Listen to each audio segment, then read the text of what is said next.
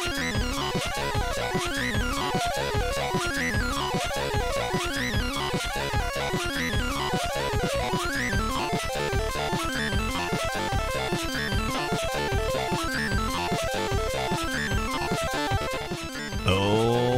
hi, the bacon gent. Welcome in to 8-Bit Computer Club. You just starting just in a second. I don't think I've got the right info pulled up down there. I don't think this is the web. I think this is the lab. Oh, Mr. Badpoor before 10 Girls here. Zoe brings the bacon. Axel Nightshade is welcome back.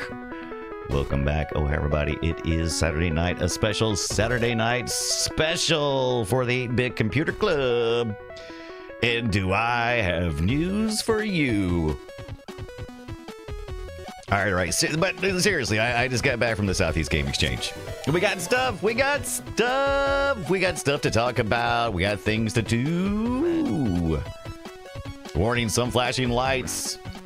Thank you, Bacon Gent, for the resub. Big time.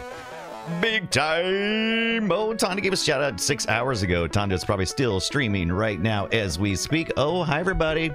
Welcome in. Welcome in. Turn the disc, it says. Turn the disc so we can give proper credit.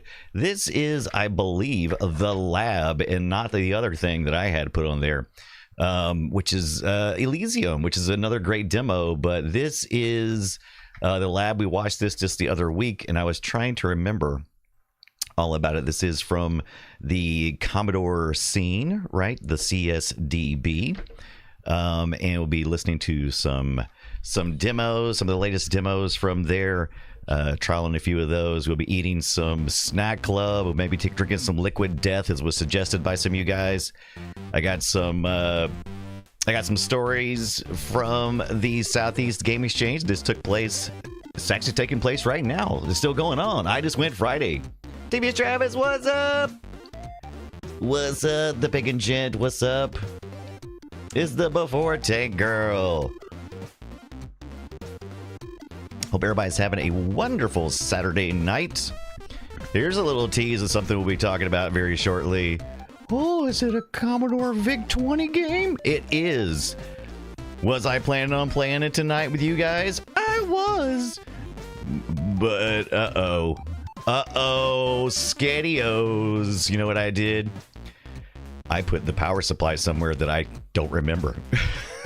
So, it's okay. But yeah, this is a VIC-20 cart I picked up from the Southeast Game Exchange. Creative Software Choplifter is a community favorite and one of my own. As you can see, it's for the Commodore VIC-20, which is back here and is fully functional, just not without a power supply. But we'll get to that. And also, you'll probably see up here is something that I toiled over while I was at the Southeast Game Exchange. I picked up this Beachhead. The first real game I played. I mean, I played video games before this, but this was the first real complete video game I ever played on any system for that matter, 8-bit or beyond, right? Oh, thank you for Finlandia 420. Welcome in. Thank you so much. Cartridge Lifter says Mr. Badpoor. Yeah. Capgiver says the 664 power supply will work on a VIC-20. Oh, what? If it has the DIN, you know what? I was looking at that. I have and maybe we'll try that during our break, because that's why I thought I did that before. I have one of the modern Commodore 64 power adapters, and I thought it did the 64 or the 120. I mean, I thought I did the VIC-20 or the 64. I have that VIC-20 somewhere, but I'm not sure. But we'll look at that power supply very shortly. I tried to plug it in just briefly just to see if it would work. It didn't go right in. I was like, it must not be the right pin configuration. So I said, I gotta move on. So what is that to see? Sunbun, what's up? Roly Poly Beachhead. I love this game. This is a classic. Beachhead 2, probably my favorite, but this also favorite. First game that I had ever got the first one and the second one, because inspired by getting the first one. Is so many firsts for Beachhead for me. So many firsts. Hope everybody's having a great weekend. I know I did. Anybody get down to the Southeast Game Exchange? I'll give a quick recap that I did make it to a few tables that I wanted to. As far as content creators, I got to stop by and say hello to Clint from LGR, Lazy Game Reviews. I believe he lives up in Asheville, not too terribly far from where we live. And then I also got to meet Tito from Macho Nacho, who's inspired me to modify several game consoles, including one we looked at this past week called the Flippy Drive. I saw it first, I believe, on the Macho Nacho production side there. Also got to meet John Riggs. Picked up a game I did not know that he made for the Dreamcast. We'll look at that later this week when we do some other retro things. But we'll be talking about the 8-Bit Computer Club here, most importantly. But I didn't get to meet Scott the Woz or some of the other people I was wanting to get, but I did get I got a few visits in, and I got some amazing stories from them. And we'll talk about that as we go through the show. Also had a chance to pick up an Atari ST, and I dropped it.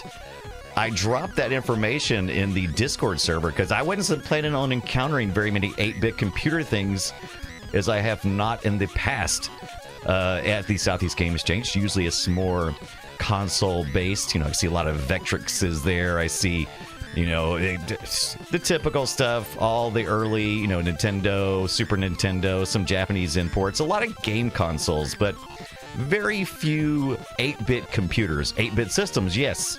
8-bit computers? No. It is an 8-bit computer club after all. Captain Kipper have an interesting story about Amigas. No Amigas, but I did find an Amiga cart, and I meant to go back and pick it up. I found a cart for an Amiga. I think it was for the Amiga. I don't own an Amiga. It's on my list. But it was a cart. It was mixed in with the Atari 2600 games, and I was on a quest from a friend. Yeah, it's a cart. It was definitely Amiga Corporation that did it. Did they develop a game and then distribute it as a cart? It wasn't an Atari 2600 game, I can tell you that.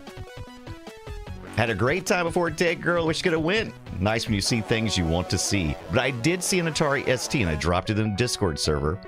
And you guys said wait for an STE, I believe, and there was one other you had recommended. The price wasn't fantastic, but it wasn't a bad price, and it did come with like one of those. It came with the SD card reader of some sort. I don't know exactly what or how it functioned with it, but the one thing that did concern me is they had a lot of power cables with it, but they did not have a power brick, and so I just wasn't quite ready to pull the $300 out to do it. Captain says the Amiga had no cart port. It does have a Zorro expansion. I really wish I had picked it up. I tried not to pick up anything until the very end because I did not want to carry a bunch of stuff around. Axel says the STFM is good. Go Tech Drive. Okay. Here's disc 2 of The Lab. I gotta get the credits up here. We'll visit here just in a minute. We'll visit the Commodore Scene database, and we'll give proper shouts to The Lab for bringing us this amazing demo. Or is the demo called The Lab? No, I'm not sure.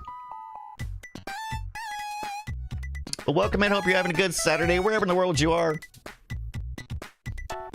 410 Girl says sometimes paying a little more when it's in front of you makes sense. You know, it works and can inspect it for yourself. Yeah, I couldn't plug it in. That was the problem. It's like, I don't know if it helps. 410 Girl says it's so fun being here at the start and not an hour in. You know, we'll see. We'll see how this Saturday goes. No plans to move from our usual Friday nights at 6:30 p.m. But hey, you never know. Axel, hey yo peeps, I got one after my Commodore 64 as I couldn't afford an Amiga. I definitely want an Atari S something, ST something E, FM, whatever, we'll figure it out. TV Travis says, Saturday here been going all right. The air was far less terrible. Nice. Monkey is here. Monkey, can you give a shout out to TV's Travis? I've been meaning to get to it, but I'm trying. Oh, Vectrix mode. Dude, let me tell you about the Vectrixes. There were so many. There were multiple Vectrixes. There was many Vectris. at the 8-bit, at the Southeast Game Exchange. There were so many. I just couldn't believe how many were there. And guess what? They were all super expensive. But that's okay. A lot of the tables seemed like I was seeing the same things over and over again. It kind of worried me a little bit because I was thinking, oh, you know what? I think we may have reached maximum overdrive. I think we may have come close to meeting. I think we're getting at a place where maybe it's going to have to start contracting some for the retro scene. I think too many people have gotten into the game, if you will. Did they have a Vectrix running Star Wars? Axel wants to know. They did not, but they did have the software for it. I do not believe I saw anyone running an actual Vectrix. Like up and running. Lots of stuff on tables. The Pagan Gent says this music is giving me Sonic the Hedgehog vibes. I can see that. I can see that. All right, so I am trying to right now. I am pumping out the social media. That's what I'm doing right now. If you're curious, and then we will get in proper with the 8-bit Computer Club. Ba ba ba ba ba ba. 8-bit retro 8-bit. Here we go.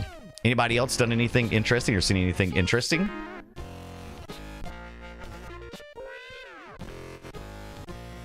This week. Also, I got the download and the feed on a convention happening in just like next month, I believe, in July. I believe it's Vintage Computer.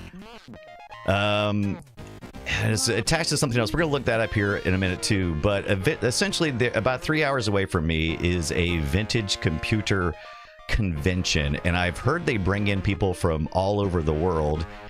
And I think I'm going to try to make it to that, but I'm still early on researching that myself.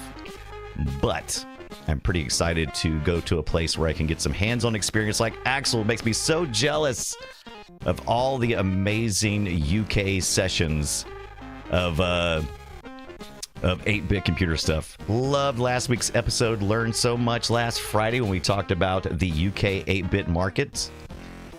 And I'm still on a hunt for a Specky that would... a Spectrum, the ZX Spectrum. And I think we've narrowed it down to a couple of models. If you weren't here, if you're not on the Discord server, I've been watching eBays, and there have been plenty showing up in Egypt, of all places. And I think we've kind of tracked down some of why that is. And we're going to talk about that possibly later in our meetup. As soon as I focus in on what I'm doing and stop posting to social media. Who wants to be my social media? So we got a treasurer. Is our treasurer here tonight?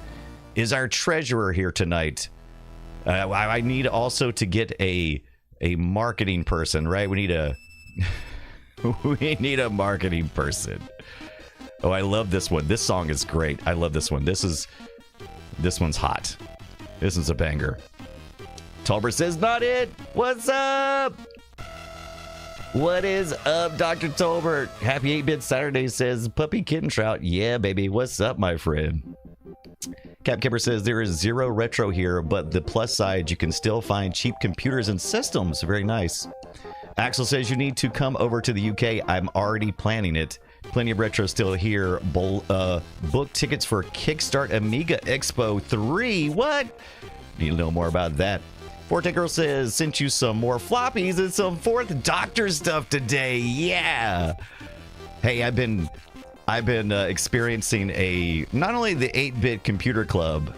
For some reason, I feel that 8-bit computers and my experiences with PBS and Doctor Who, I think I all live in the same brain space for me. So I've really just been getting into going back and looking at Tom Baker. That's my doctor. That's who I first met. in the Whoverse. The Whoverse, is it the Whoverse? Sunbun, being in Silicon Valley, there's a decent amount of retro, thankfully, yeah. But I don't have room for stuff. I know that. Have you seen my place? My God. Sunbun, my God. 14 Girl says, lots of clip art. Oh, Nick, nice. We got to get back to our dot matrix printing too. We have an is it MPS 820? Is that right? It's a cute little printer, if you ask me, for dot matrix. I have a nasty big giant Star Micronics one that's just ugly as sin, but it's a very good printer. But that Commodore MPS, what is it, 832? That doesn't sound right. It's something with an 8 and a something. Cap says, I think most people in U.S., Canada got Tom Baker's Doctor for. I think you're right. I think that's when they first started appearing on PBS. The Pagan Jen says, my first was the 10th Doctor, and he's still my favorite. Dr. Tolbert says, no, it's 9, 10, 11, and the War Doctor are my era. The War Doctor. Thanks, PBS, for showing us the early Doctor Who stuff. Thank you, PBS. Me and Before Tank Girl agree. Such good stuff. All right, we posted to the social media. We've done all the things that are required of us. So, I think the first thing we should do is I didn't have a way to test this at the Southeast Game Exchange. Going on right now, you can still make it. But I was shocked that I found some software at the 8-Bit Game Exchange for the 8-Bit computers. 8-Bit Game Exchange. The Southeast Game Exchange. I was kind of surprised. I was even more doubly surprised. I found Ghostbusters. They wanted $90 in a box, which wasn't bad. But I'm like, I probably could get that any day of the week, right? TV Travis says, Doctor Who Square One TV, The Red Green Show. Ooh, those are good things, yeah. We need to find out, is there any 8-bit Doctor Who games? If not, do we need to make one? Dr. Talbot says, yeah. So, yeah, they wanted, I don't think it was an unreasonable price. The box was really nice for this Commodore 64 Ghostbusters they had, and that is a classic. I mean, that is a go-to classic for many people. But this meant something to me. Beachhead was the first game that I ever played on my Commodore 64, and I absolutely loved it. And so much so that I went and picked up Beachhead 2 when it came out, and also a fantastic game. A game that was more than just arcade type games. Every game I had played up until then was either, like text adventure or an actual arcade game action. This one mixed in more, RPG type elements, and there were stages, right? And so I was like, oh, maybe. And I'm like, okay, I'm going to take a chance. I'm going to take a chance on me. The Ultimate War Game. Look at this, War Doctor, by Bruce Carver. A peaceful island is being held by a ruthless dictator. Heavy on the dictator and his military troops. As chief commander of land and sea forces in the Pacific, you must obtain a quick naval victory and then invade the island with land forces. If your troops succeed in penetrating the island defense system, the most difficult challenge still remains: capturing the enemy fortress of Kunlun. Did I say that? I think so. Beachhead is a multi-screen action game which requires different skills and provides new sequences as you progress through the game. Now, I played Gorf, right? That was also a multi-screen action type of game, but this felt like it had a story. Gorf just felt like they took a whole bunch of arcade games, said, here, you can play these in a row. Beachhead is 100% machine language. Yeah, it's in full color with high resolution. These are big selling points back in the day, right? You know it's going to be quality if it's got that. And is a full color with high resolution, three-dimensional graphics with excellent sound effects and challenge in action. Beachhead is destined to become a video game classic. They were right. Multi-levels of play, 1 or 2 player game, joystick required. Pause key. Full instructional manual included, and it's in here. Now, did I pay too much? I'm not sure. I picked it up the first time and I was like, what's the price on this thing? What's the price? Where's the price set? And he's like, we put the price on the disc. And I'm like, I'm looking at the disc. I don't see the price. I still don't see the price. And he's like, whoop. I'm like, oh, it's in here. Okay. And I'm like, I don't know how I feel about that. I'll think about it for a minute and see how I feel about you putting a sticker on the actual floppy disk. All right. This is pre-owned Beachhead Commodore 64 for $35, and that's what I paid for it. I didn't get a special deal or nothing. I did have to leave and come back. I did have to walk around for about 2 hours before I made that decision. But I did make this. Salt Lake City, Utah. Yeah, man, gotta put it on the sleeve or something, man. Tauber says when pause is a feature, you know it's a good game. That's quality. Yeah, I like it. Nice boss copy, a bit high, but not terrible. Yeah, that's what I think. I looked it up on eBay while I was walking around. I was like,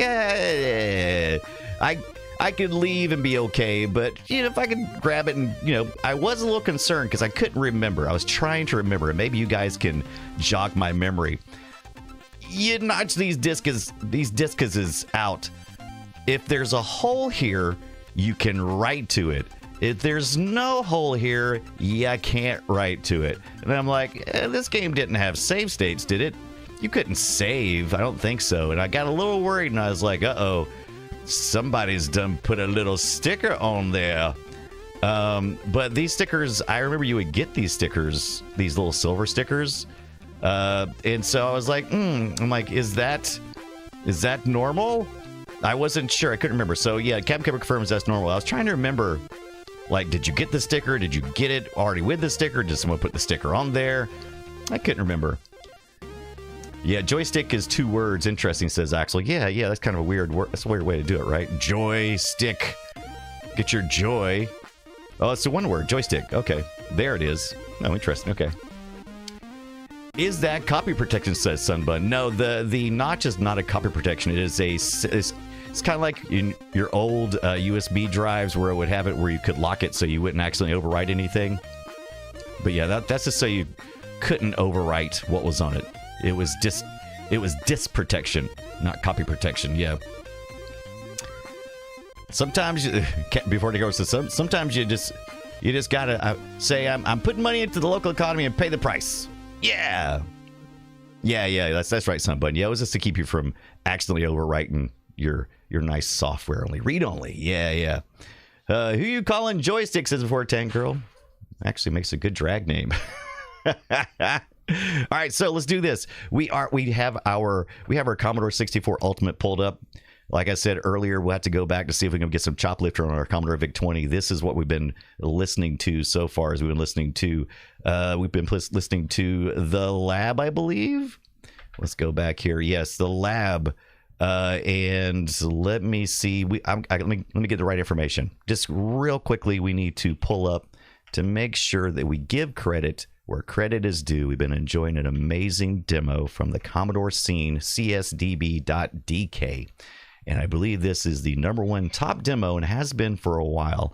Well, I'll take you along for a journey real quick so we can see exactly what that is. I love myself some Commodore scene demos. They are amazing. As you can see right here, top demos, The Lab, 9.8 on the score. This is Elysium. This is released by the demo group Elysium on June 6, 2026. Amazing C64 demo. Was released at the X 2026, which was this year, I believe. This happened not too long ago. And there's their website there, the lab.elysium.pl. And here's some of the credits. You can tell this is not a single person endeavor. This is a group of people. Looks like they even pulled in some people maybe for some other demo scenes, right? That is awesome. Yeah. Look at this. We got some credits here down here too. Sid's used in this release. Got some Sid sounds right here. That's the main tune we've been listening to, right? And you can go over here and to csdb.dk. And you also can download some of these if you'd like and play them like in Vice, or if you have a real Commodore 64 or a Commodore Ultimate. Good on you. Look at you. You're playing some demos. We need to get to the Amiga demo scene eventually. You could read but not wrote, says Dr. Telbert. You know what I mean, right?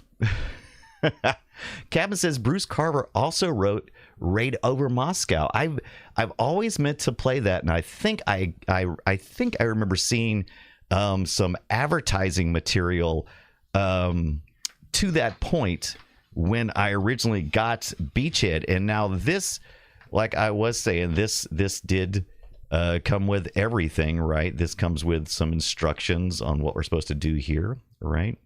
It wasn't a big manual, but you get some points here and how to do it. Got some sequences, the hidden passage, the aerial reconnaissance. Look at that, got all the sequences in there.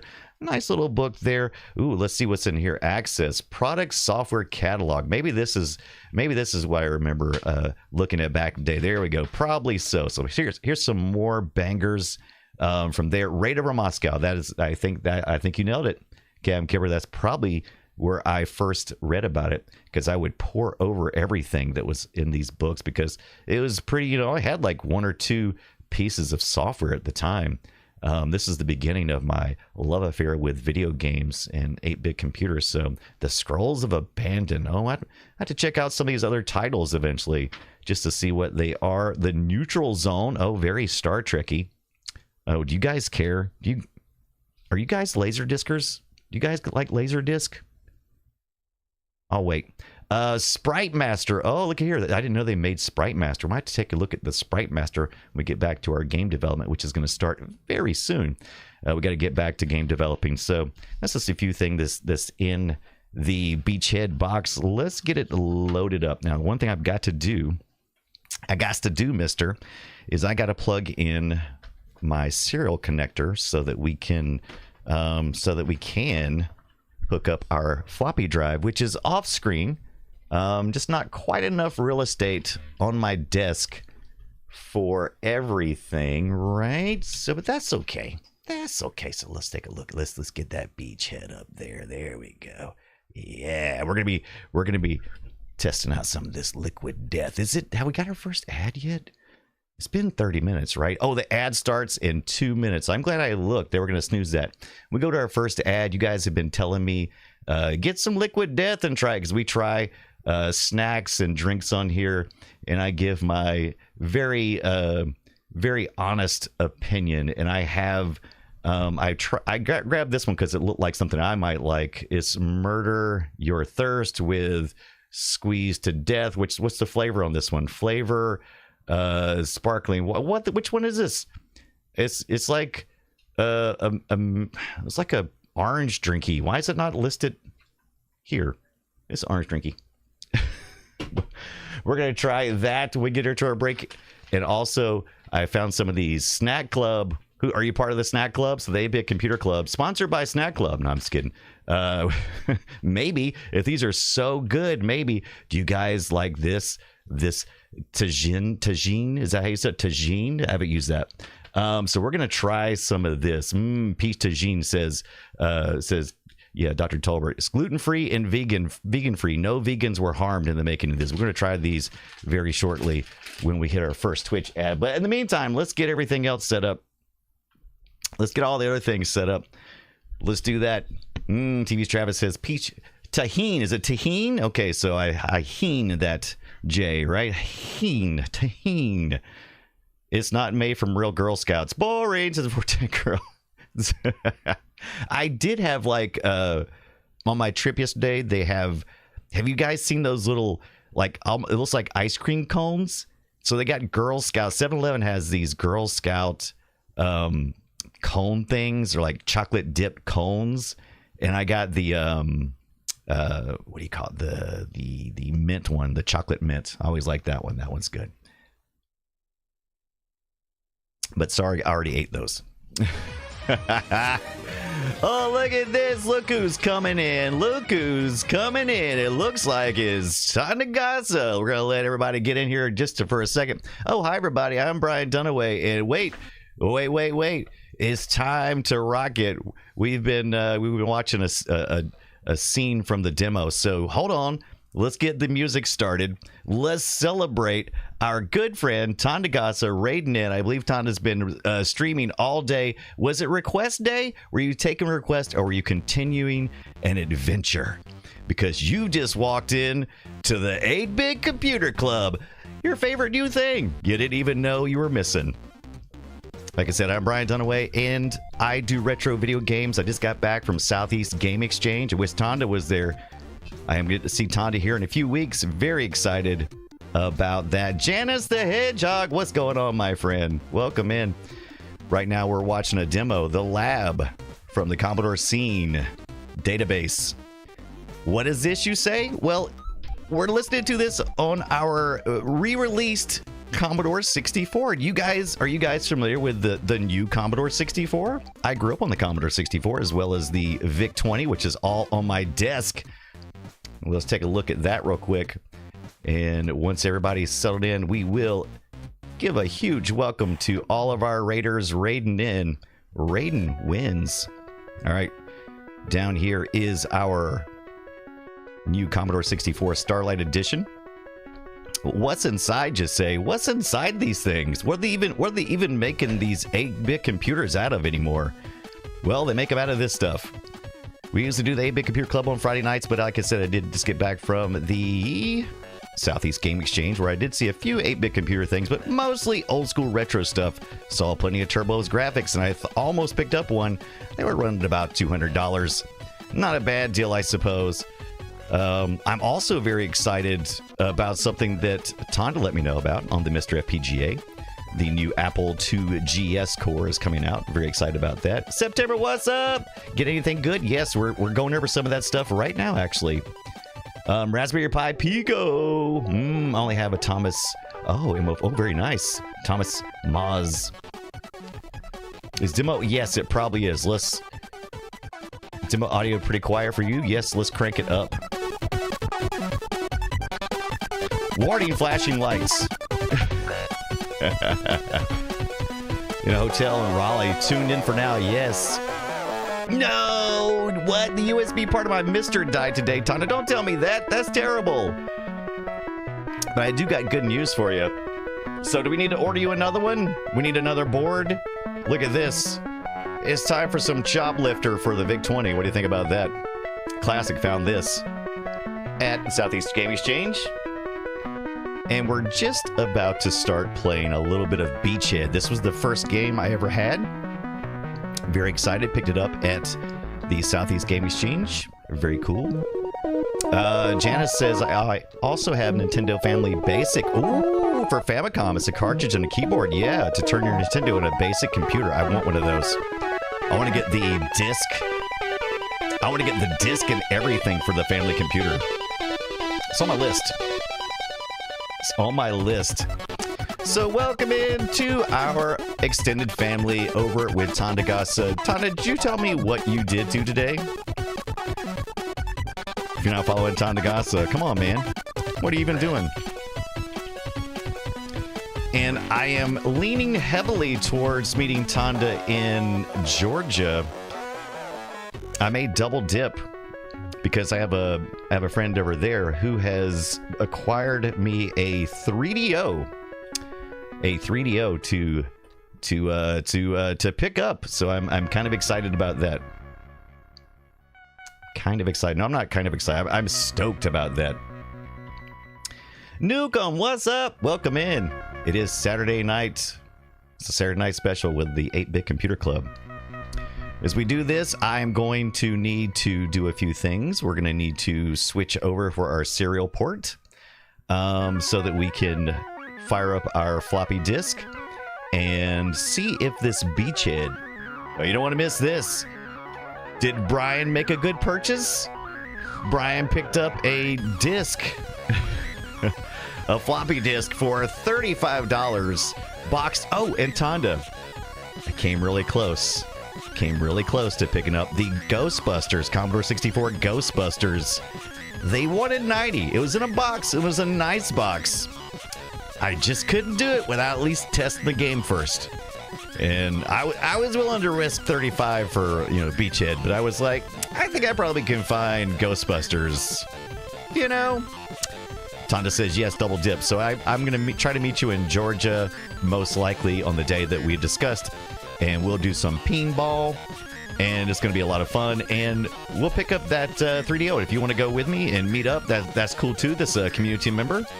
I'll make sure that they want to be mentioned. And if not, we can just meet. I'll squeeze it in somehow. And if not, I'm going to be back in Atlanta in a few weeks anyway. Probably for the 8-bit... Well, it's just Vintage Computer Expo, I believe is what it's called. Captain says Ghostbusters was the first disc game I ever bought. Nice, Captain. Captain's gonna make it happen. I got that plugged in there, but I saw so many amazing things. I got to meet Clint from Lazy Game Reviews. You may know him as LGR. He's out of Asheville, so he was down in the Greenville area, meeting up with us at the Southeast Game Exchange. He wasn't meeting me up personally, but he was there at one of his tables. He had a computer in there, which was old school, and he did something really cool with it. If I remember correctly, was it a compact? It was either compact or IBM, but I'm pretty sure it was a compact. It was a tower. He had a 14 or 13-inch monitor there. He'd had trouble with that, by the way. I'm going to tell you what I did, like an idiot. But he had the tower there. He took some wood grain type cabinet sticker stuff. You know what I'm talking about? Where you would go and you would put you'd like lay down the laminate or whatever it is, that fake stuff. But he had wrapped it. He had wrapped the computer, and it looked really good because it looked like the right era for that. Like you would have, like an old VCR or something with that wood wrap around it. But yeah, Tanya says, "Oh man, yeah, 90 is a lot to go on Faith." Yeah, everything else looked good, but I was like, I don't know, man. And not that I couldn't probably rewrite the disc or something and steal the label and make it look good. Agent John Rambo is here. What's up, my friend? Contact paper Talbert. That's I guess that's probably what you call it. Probably more like what it would be called. But yeah, LGR Clint said was doing that, and I was gonna mess around with it because I'm a fiddler. I love fiddling, right? I love repairing. I love breaking. I love doing all the things with computers, and I feel like I have some kind of ownership over technology when I approach it. I'm totally a jerk like that. I'll walk up and just start touching electronics like I have some kind of special right. And so I come up and I'm like, oh, the monitor's off. And I'm like, oh, is this on? And he's like, yeah. And he was like starting to tell me, and I just took my finger and just poked it right there in the CRT power button. Blink. And he says, but we turned off the monitor because it was smoking and making crackling noises. And I went, sorry about that. Click, turned it back off. But luckily he was very nice about it. He wasn't like, don't turn it back on. But apparently they must have resolved the issue. I did see where you posted in the community forums that, if anybody was local, had a CRT. I didn't see it until I was there. So otherwise I would have brought one of many. But yeah, so I did that. And then I got a chance to meet Tito from Tito from Macho Nacho Productions. You've probably seen me share some of his videos in the past. He introduced me to the Flippy Drive, and which is a nice little plug-in device that you can use SD card for your GameCubes, which I messed with this past week. Yeah, Reef of Madness, Captain Kipper. I was telling him about my recent Apple IIe experience with my Reefas. My Reefas! Gonna do it. Go get some food, time to go. So thank you for raiding in on us and bringing the community, bringing the kids to the pool. We appreciate it, as always. Good friend of mine, time to gossip. Can't wait to see him. Just a few weeks. Miss him every time he goes away. Peru, what's up? Was trying to help someone play a game. Missed the raid in. Oh, that's great, though. What a great reason to be late. It's helping somebody to play a game. That's great. Janice the Hedgehog says, famous Rifa capacitors? Definitely in my case. I definitely ran into some Rifa madness, and I have some replacements. So we're probably going to do look at this shredding going on, by the way. We're probably going to do that repair sometime in the near future. Nukem says, gatefold box of 2-part square box? Oh, you're talking, okay, you're talking Cap Kipper, gotcha. Grab me some pizza, too. But then I got to meet Nacho, Tito, He was there with a couple of Xboxes, as you may have seen on his custom-made Xboxes based on the prototype Xbox. You guys remember that? Those big silver X's? Big giant silver X's? He had a great story about that. And we'll bust into that story here right after our next ad. I will tell you about what he told me. An amazing story about the Xbox console prototypes reproductions that they did. It was pretty cool. So let's go ahead and turn this off. I've got an ad coming up in about 5 minutes or less, and it is a 3-minute ad. We do a 3-minute ad every hour, and we usually do snacks and stuff during that time, so you can see me in full screen over in the corner. And if you want to run grab yourself a snack during that time, if you're on Twitch or YouTube and there's an ad running, do that and come back. We won't do anything without you, except maybe taste some. You will miss the tasty treat tasting. And we got Liquid Death and some. What did we say this stuff was? Tahine, I believe it was. Tahine peach rings I'm gonna try and not die. We'll see how that goes. I gotta play The Hobbit soon. Before Tank Girl, a great community member and also friend of mine, sent me some floppies not that long ago and sent me the adventure game for the Commodore 64, The Hobbit, real disc. We try to play with real hardware when we can here. If we can't, we try to do it.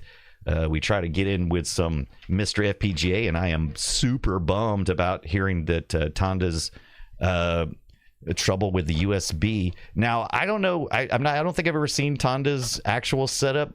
I've got the USB board that it stacks. So I got the it's a big kind of hefty, but it looks like somebody stacked a couple of Raspberry Pis on top of each other, because that's kind of how the board size is.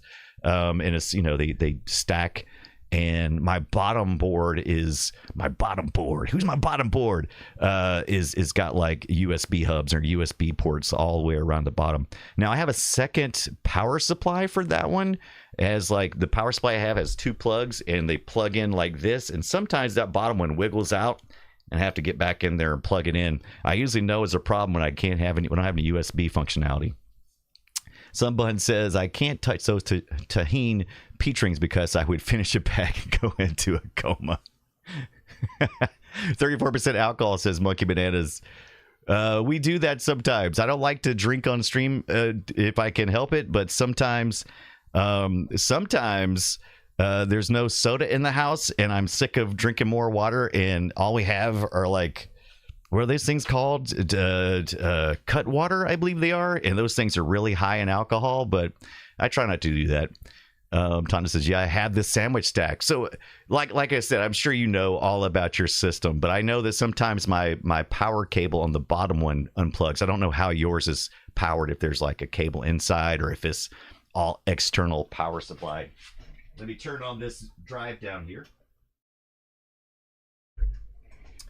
Oh, those cut waters will definitely get you if you aren't careful. Yeah, was it tequila in those, or vodka possibly? Maybe one of both, or one of each. Maybe not at the same time. But yeah, those things will get you.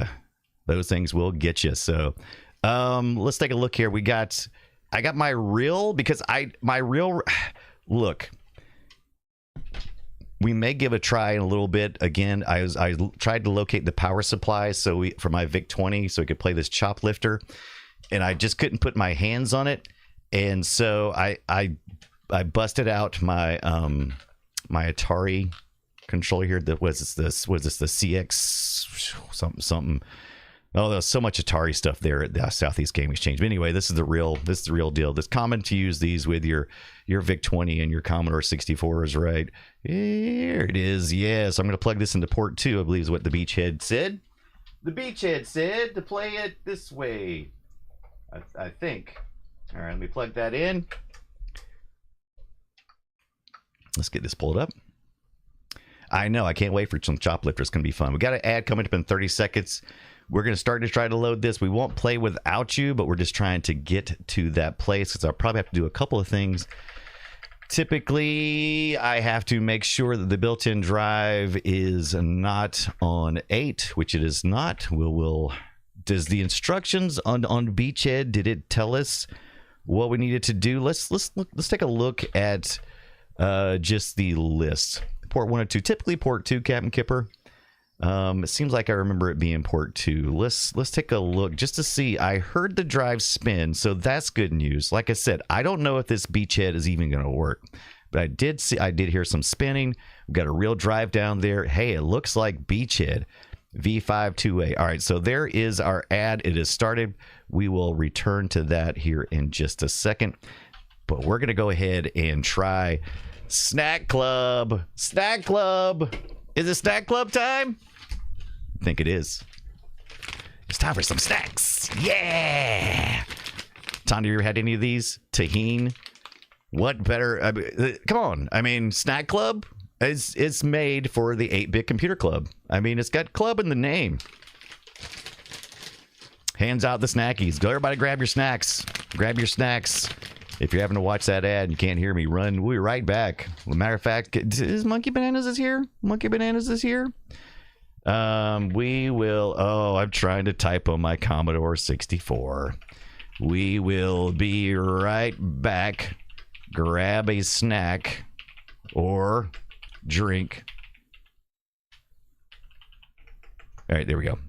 Ad in progress. All right, there we go. All right. All right, so let's take a look at these. It says calories 100. How vague. How vague. Ooh, that rips nicely. Wow, look at...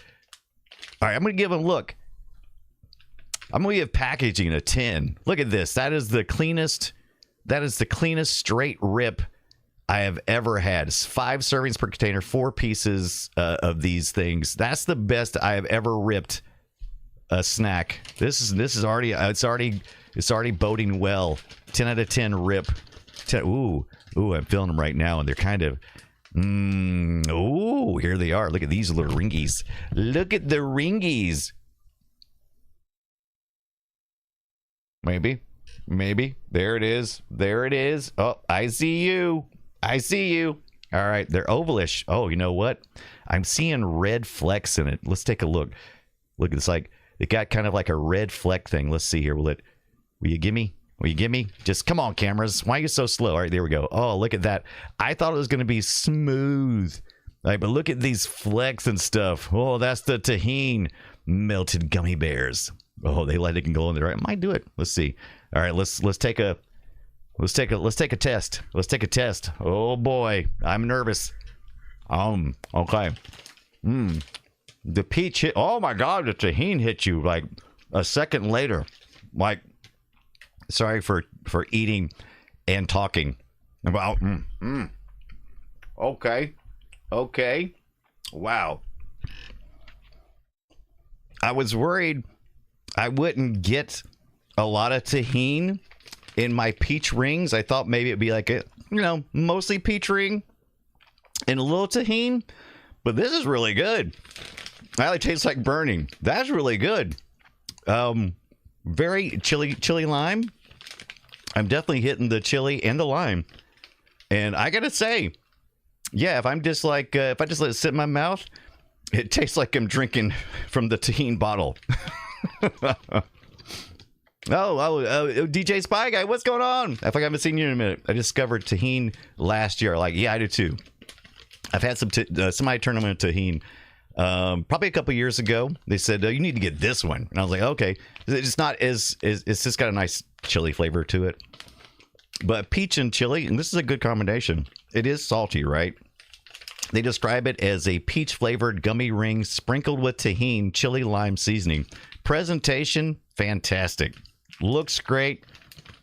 These are not all melted up into one big ball or nothing, but it's very good. I like it. And I appreciate the fact because I like things that are spicy, flavorful. I like it flavorful, but I don't like it necessarily hot.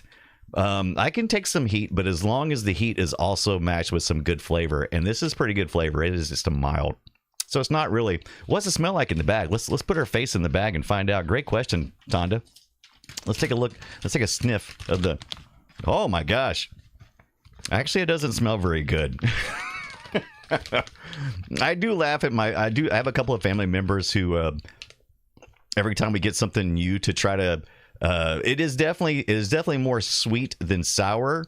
It really tastes like any chili you can imagine. Any like chili powder. It tastes like somebody's taken a little bit of chili powder and just the ever so slightest amount of, like a Tabasco type of flavor, and just boop a little bit. But it's mostly chili, mostly peach.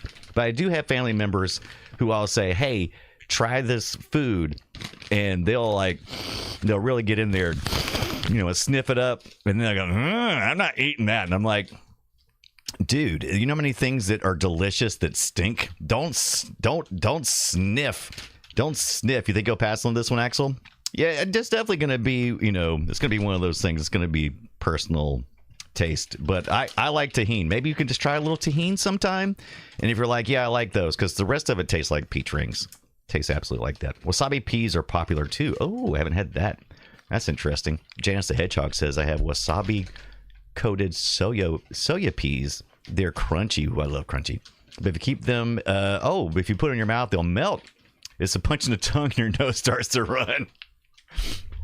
I love wasabi for that. So good. Welcome in, everybody. Thank you for hanging out. And not bolting on us during the ad. Every way helps. Every support avenue helps. Running ads is one way we keep this stuff running and going, and we appreciate you hanging through there. A reminder: you don't have to watch ads if you toss a Prime sub or if you subscribe. Just in general, I think you also get a break if you do it for 3 months or something like that. But yeah, we do that. Now I'm trying something. I'm trying all kinds of new things. I didn't mean to try this new as well. And this wasn't meant for the show, but I'm saving the liquid death for our next break, which is only gonna have one more probably. But Zoe brought me home this Coca-Cola Zero sugar cherry flavor, but it's like a cherry float. Excuse me. So it's a cherry float. I haven't had one of these. It's all right. I really can't tell because I'm still chipmunking a little bit of tahini peach rings. There we go. Gotta finish that up. I like wasabi. I'm a big wasabi fan. Axel says it. One spoonful. What'd you say, Axel? One spoonful of something. I gotta check this out. Wait.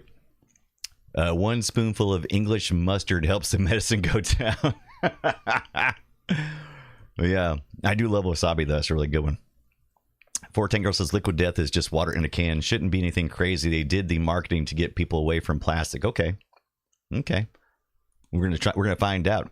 Janice says I make cherry Coke at home. I mean, I buy Coke and cherry. Oh, it's so good. We do that sometimes too. We'll get the what are they called? The Maraschino. I'm saying that wrong. The Maraschino cherries. What is it called? It's not right. The cherries, and it comes in the syrup and stuff, and we'll use some of that sometimes. We'll, maraschino.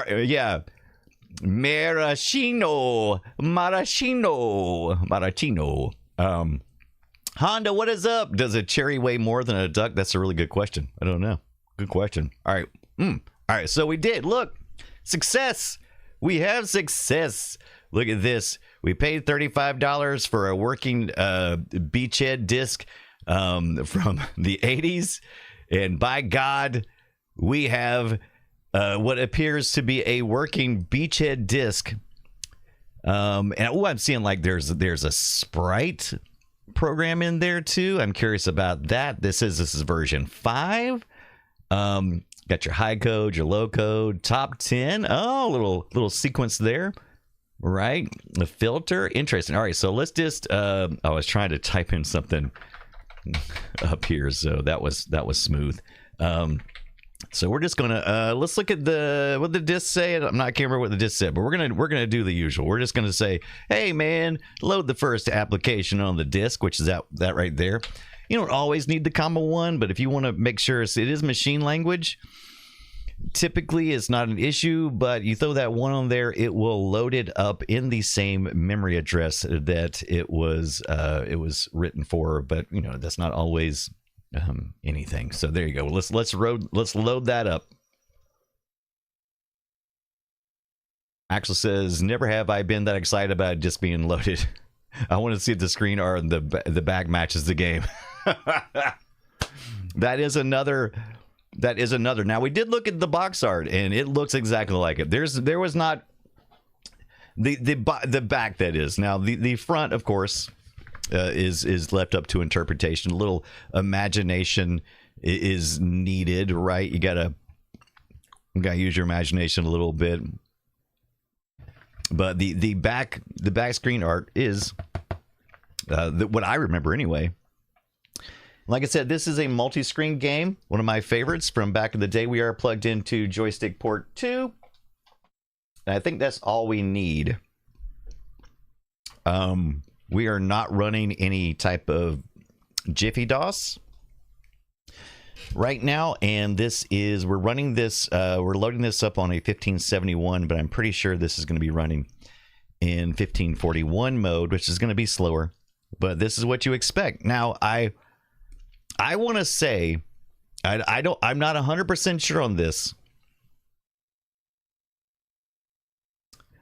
I want to say it is possible that the copy that I had of Beachhead 1, not Beachhead 2. Beachhead 2 was a floppy. I didn't play. I played Beachhead 1. I beat it pretty quickly, and I loved it, and I played it, and then I picked up Beachhead 2 not too long after that. But I think maybe Beachhead 1 was on a cassette, which is how you usually see it. So I'm not sure if this was released afterwards for when Beachhead 2 is released, but feels right. Yeah, taking quite a while. It is taking quite a while, and on top of that, I'm seeing green flashing lights, and I think that means a failure. It's not like flashing at a reading interval. It looks like it is just flashing, and I think maybe I don't hear any more disk movement, so that could be a bad sign. We also could have been the fact that we used 8 and 1. So let's kick that off again. We're going to turn it off. All right. And I guess we could pull it back out and look at it, kind of maybe just like do one of these. This is no chunking, no clunking, so we could do this, right? This might, if there's like a cloth material this like on the inside of this, and it can get kind of dry and make these discs drag a little bit. And so sometimes if one hasn't spun for a very long time, you might, and I'm just going to look, oh, that's not good. I don't think I noticed this in the regular lights they had out there, but ooh, that may not be good. All right. So I don't know if will it show here. Let me see if I can get it in just the right light. Oh, can you see that? I don't know if that was exposed, but you see this part right here where the disc is exposed. Do you see that right there? Look at that. Yeah, look at that. That's not good. Now, I don't know if that just wasn't there before. Oh, yeah, look at that. I was seeing a lot of pitting all the way through. Yeah, mold has eaten the disc is what it looks like. It is possible. I think when I saw it, I didn't spin it, and I probably should have, but when I saw it, and the light wasn't maybe necessarily as good here either, but I think when I saw it, and maybe it hasn't been spun for a while. When I saw it, it looked kind of like that, right? So it didn't look bad, but I'm thinking maybe. Now, it's according to how bad that is, I may be able to get in there, but I don't think we're gonna have joy here. Okay, so the drive reads the bottom. Fact, that is a fact. That is a good point. So let's take a look at the backside too, but I think it may be even worse, right? Okay, so yeah, there you go. Oh, that's okay, Axel. You know what? Because you know why? Because I mean, it is perfectly within my skill set to either do one of two things: carefully remove this label, and write a new disc. Right? I've got the capability to do that. Or I could disassemble this disc here, right? Clean it out on the inside. A little more difficult, but I could totally do that, and put a new disc in it if I desire. I may not even desire, but that's okay. You know, that's one of the reasons why I was a little apprehensive to do it. But I was like, at $35, I was like, you know, it'll be okay. You still have the warranty card. I'm pretty sure that's not going to work. Hey, that's part of the process, right? You know how many times I'll get, like, I just picked up it's just part of the process. You know, if you're a retro gamer, the manual does say .8, not 8.1. All right, so that was going to be the next thing we was going to try, just to make sure, because, you know, sometimes that one can make it worse, and sometimes that one is what you have to do. So typically it doesn't hurt to use the one, but, you know, sometimes it can be. So we reinsert it. Let's find out what happens. Janice says it happens when I store disk on the fridge door under a strong magnet. You're a chaos agent, Janice. That's what you are. You are a chaos agent. All right. So I'm seeing strong reads right now. I'm hearing the disk spin. I've got a solid green light, and the light went away. Okay, so I definitely think we need to remediate this. What's up? Computer Machine Music. Oh, I like that. Welcome in. Oh, hi. Hope you're having a good Saturday, wherever in the world you are, or Sunday. We're loading up this beachhead here to see if we can get it to work. We didn't have success with an 8.1, and then we pulled the disc out and looked, and we just picked this disc up. It looks like maybe there was some mold problems here, and I'll just check. It could be something else too. It could be like, you know, something has, you know, like we was talking about on the inside with that cottony kind of thing. Some of it might be like breaking off or something. So it could be black sometimes. They were usually white, but sometimes they were black. So let's find out. I would assume I had a solid read the whole time. It looks like it loaded it into memory. Once it's left the disk and in the memory, it shouldn't make a difference. We should be able to run it. And since I didn't get any error messages, I'm thinking maybe we might be good here. Let's find out. Now, it could have to go back to the disk for some additional reads, but we may at least have an initial run here. Let's just see what happens. Let's see what happens. Yeah, wow, the mold, it could do some damage. It really could. It could. So we're going to check that out. I picked this up at the Southeast Game Exchange. This is no reflection upon them. The person I bought this from was this, you know, a booth, and they really seemed like they didn't even know what they had, to be honest with you. I'm almost there. All the 8-bit computer stuff. Oh yeah, I'm definitely going to clean my heads out. I clean my heads often. I typically clean them. I always clean them after. Sometimes I'll clean them before too. But since the last thing we ran, I've used it several times. I've used it 4 or 5 times. I didn't do it. But yeah, clip it. It says Computer Machine Music, right? Zoe says my head needs some good cleaning. So I've hit run. I'm not seeing anything. That doesn't necessarily mean anything yet, but it could mean something. I'm not seeing any additional disk reads, and it's just sitting here.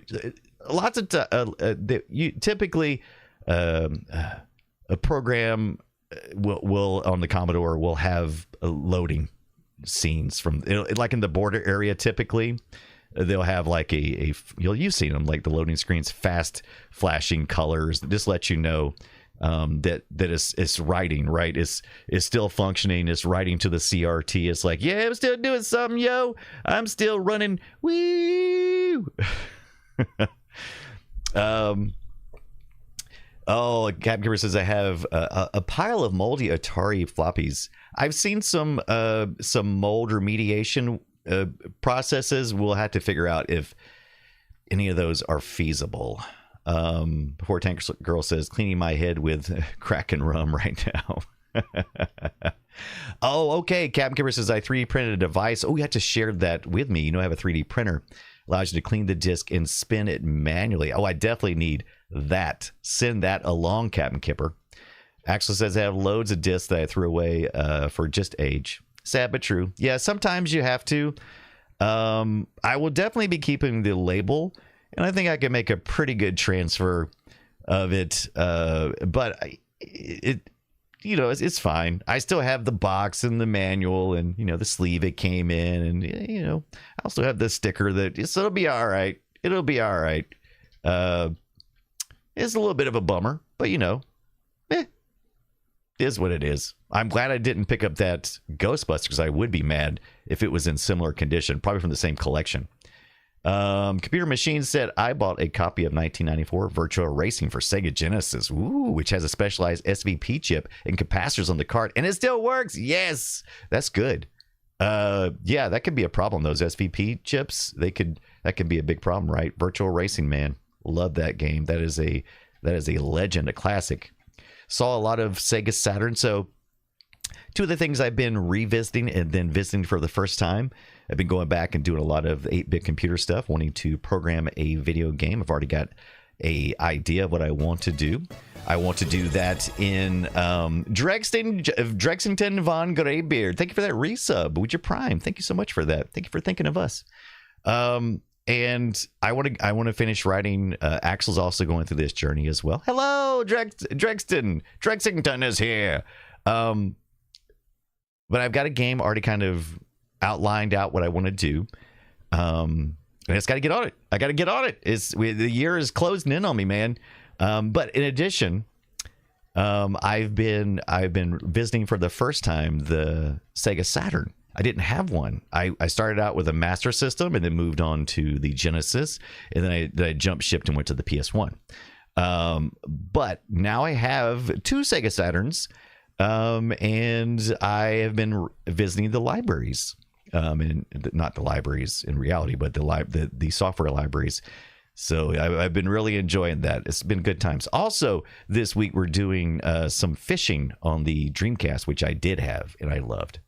Oh, you're a Saturn collector. Excellent, Janice. Yes. Oh no, I'm sorry. Computer Machine Music said I'm a Saturn collector. Just picked up Virtua on Sega Saturn with the twin stick controller. I've been wanting to get the twin stick controller. Also, Tonda, if you're still around, I don't know if you ever got pizza or not, but yeah, they had that dual stick PlayStation controller I saw. Axel says it would make a good video of using Freeze to make a copy. Ooh, that's a good idea. Yeah, we do this primarily. We're Twitch first. If you're watching this on YouTube, don't be offended. But we kind of have been branching out into YouTube, and I'm wanting to do more things with that.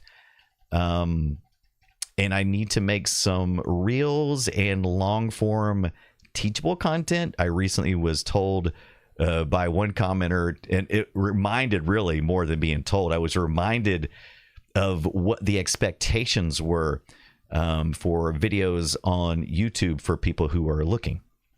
Drexington says, Play Retro is my favorite podcast. Love it. Oh yes, we will, definitely will, Drexington. And this week we're continue our retro days of summer.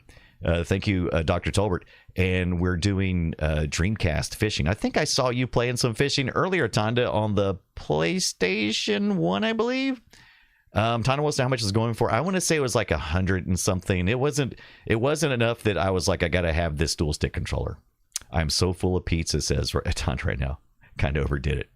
Oh, excellent. Thank you, Captain Kipper, for that 3D print. It's on the Discord server. I'll go look at that. Pway Wechwo. Says Son Bud. All right, I'm thinking no joy here. I'm thinking no joy. Let's go back to the manual just to make sure. But I don't think we're gonna have action here. Oh, but you know what? You know what?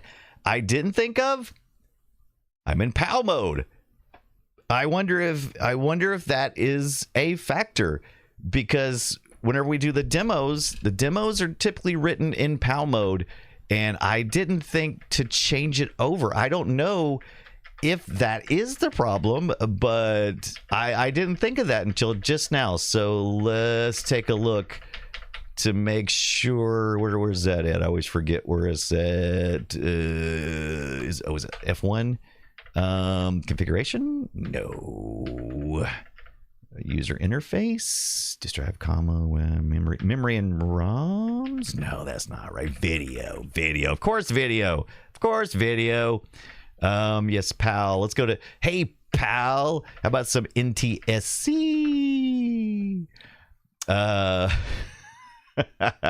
Save changes to that.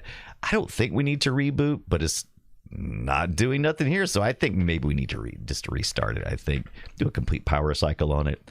I don't know if this is it, but maybe it might be. Yeah, we'll see. Who knows? We decided that we were going to try. We could call it by name if we wanted to, but I don't think we need to. Not a 1 this time. Let's do 8 again. Who you calling pal, buddy? Right before Tech Girl. Houdini 7 says 50-50. We'll see. I'll tell you what's sticking with me. That tahine peach ring, I only had 1 out of 4. That's only 25 calories. And that thing is flavorful. That is flavorful. A hype train just started for your channel. How do we do that? I don't know how we did it, but we'll take it. Hype train. All right, so no errors on the read. All right, so let's take a run again. Let's take a run at it. Oh, now it did go back to the disk this time. Okay, last time it didn't do anything. Now it could also just be a chance of wait, please wait 2 minutes. Yeah, I think it might be the PAL thing. I think that might have been it. Okay, so that initial run is just a little small loader, but that's not uncommon to have a little loader so that you can basically all we loaded up if you're curious, all we really loaded up in that first load, and the reason why it was so fast is because the reason why that first load was so fast is because it was just this screen.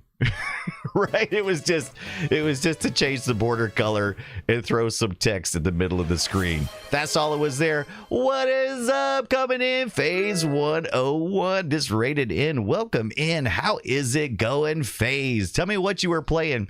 Why you guys get settled in. Welcome in, Venancio Denura. Is that even close? Thank you for the raid. Welcome in. It is a special Saturday night special of our 8-bit computer club. Don't worry, you didn't have to have an 8-bit computer to have fun here, but it sure doesn't hurt. I grew up on the Commodore 64 and the Commodore VIC-20. My first machine was a Commodore VIC-20. Not too unlike this one. We are not playing this one currently. We did pick up Choplifter while we're at the Southeast Game Exchange. That's going on in Greenville, South Carolina right now. I picked up a couple of things yesterday, and the convention continues on. We got to meet a couple of YouTubers there.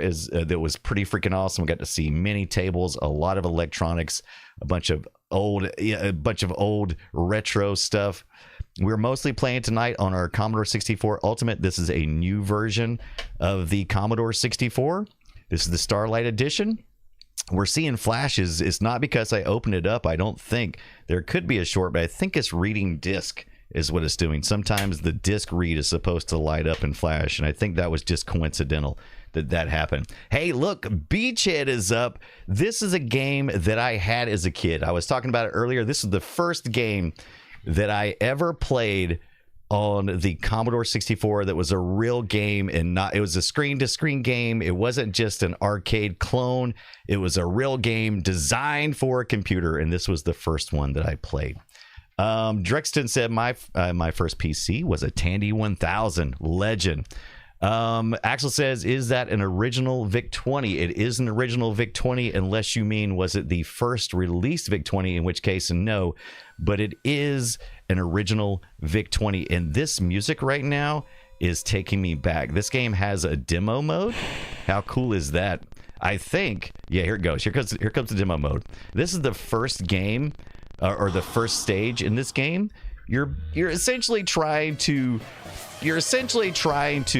work your way through. Anonymous Gifter just gave out 5 community subs. Thank you so much, and welcome in those viewers of phase 1 of 1. We're gonna get in and play some video games here in just a second. Beachhead, we're gonna do some more talking about our recent visit to Southeast Game Exchange, and we're gonna talk more about 8-bit computers. yours and my favorites. Let's get into that. But first, thank you so much. Welcome in. Welcome in. That's not the right camera. Oh, hi, I'm Brian Dunaway, and I do retro games.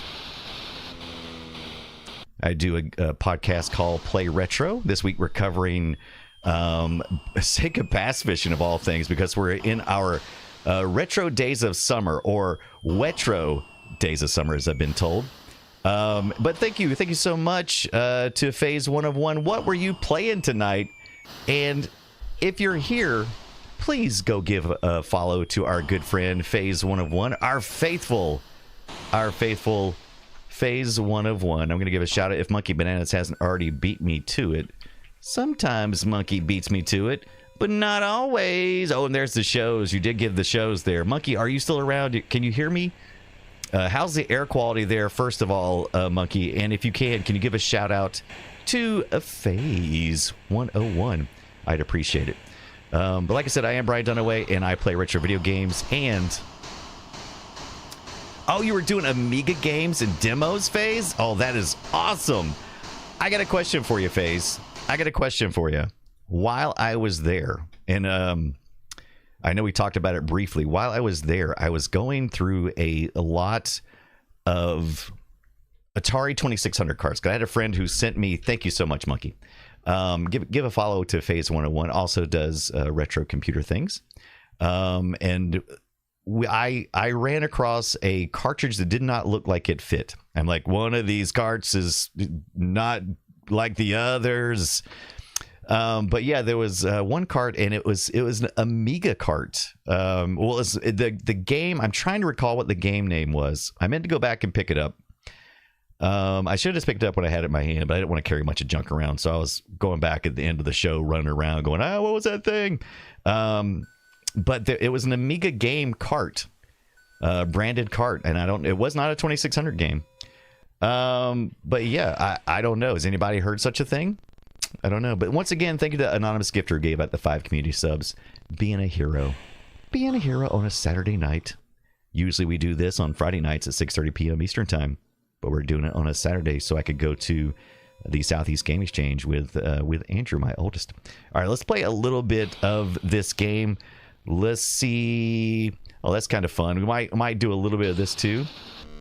So one of the really cool things about the Commodore 64 Starlight Edition, in addition to being able to plug in original hardware, which we did, we've got a 1571 floppy drive plugged in here. And you'll notice each time the SID chip is activated, I have the Starlight Edition set to flicker with it, which is really cool when we do our demos from the scene. We'll do one of those very shortly. Really cool music and things. If you've never seen one, Amiga has a really hot Amiga demo scene as well. Faze says, lately someone did Amiga carts, but there weren't in the old days. Okay. Acts as a cart for the Amiga. It was a cart. I don't know what system it was for, but it was an Amiga developed cart. It had the Amiga name all over it. All right, let's. Oh, we're playing already. Wait. I'm probably dying here. All right, so this is the first phase. All right. There we go. All right. So we've got some 40 millimeter ammunition here. All right, I'm not sure why we're attacking them. I thought we were invading the beachhead, but maybe are the forces on the... Maybe this is their forces?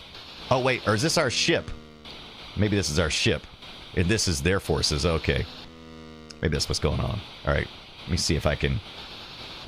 All right, there we go. Nice little sprite animation there, right? For explosion.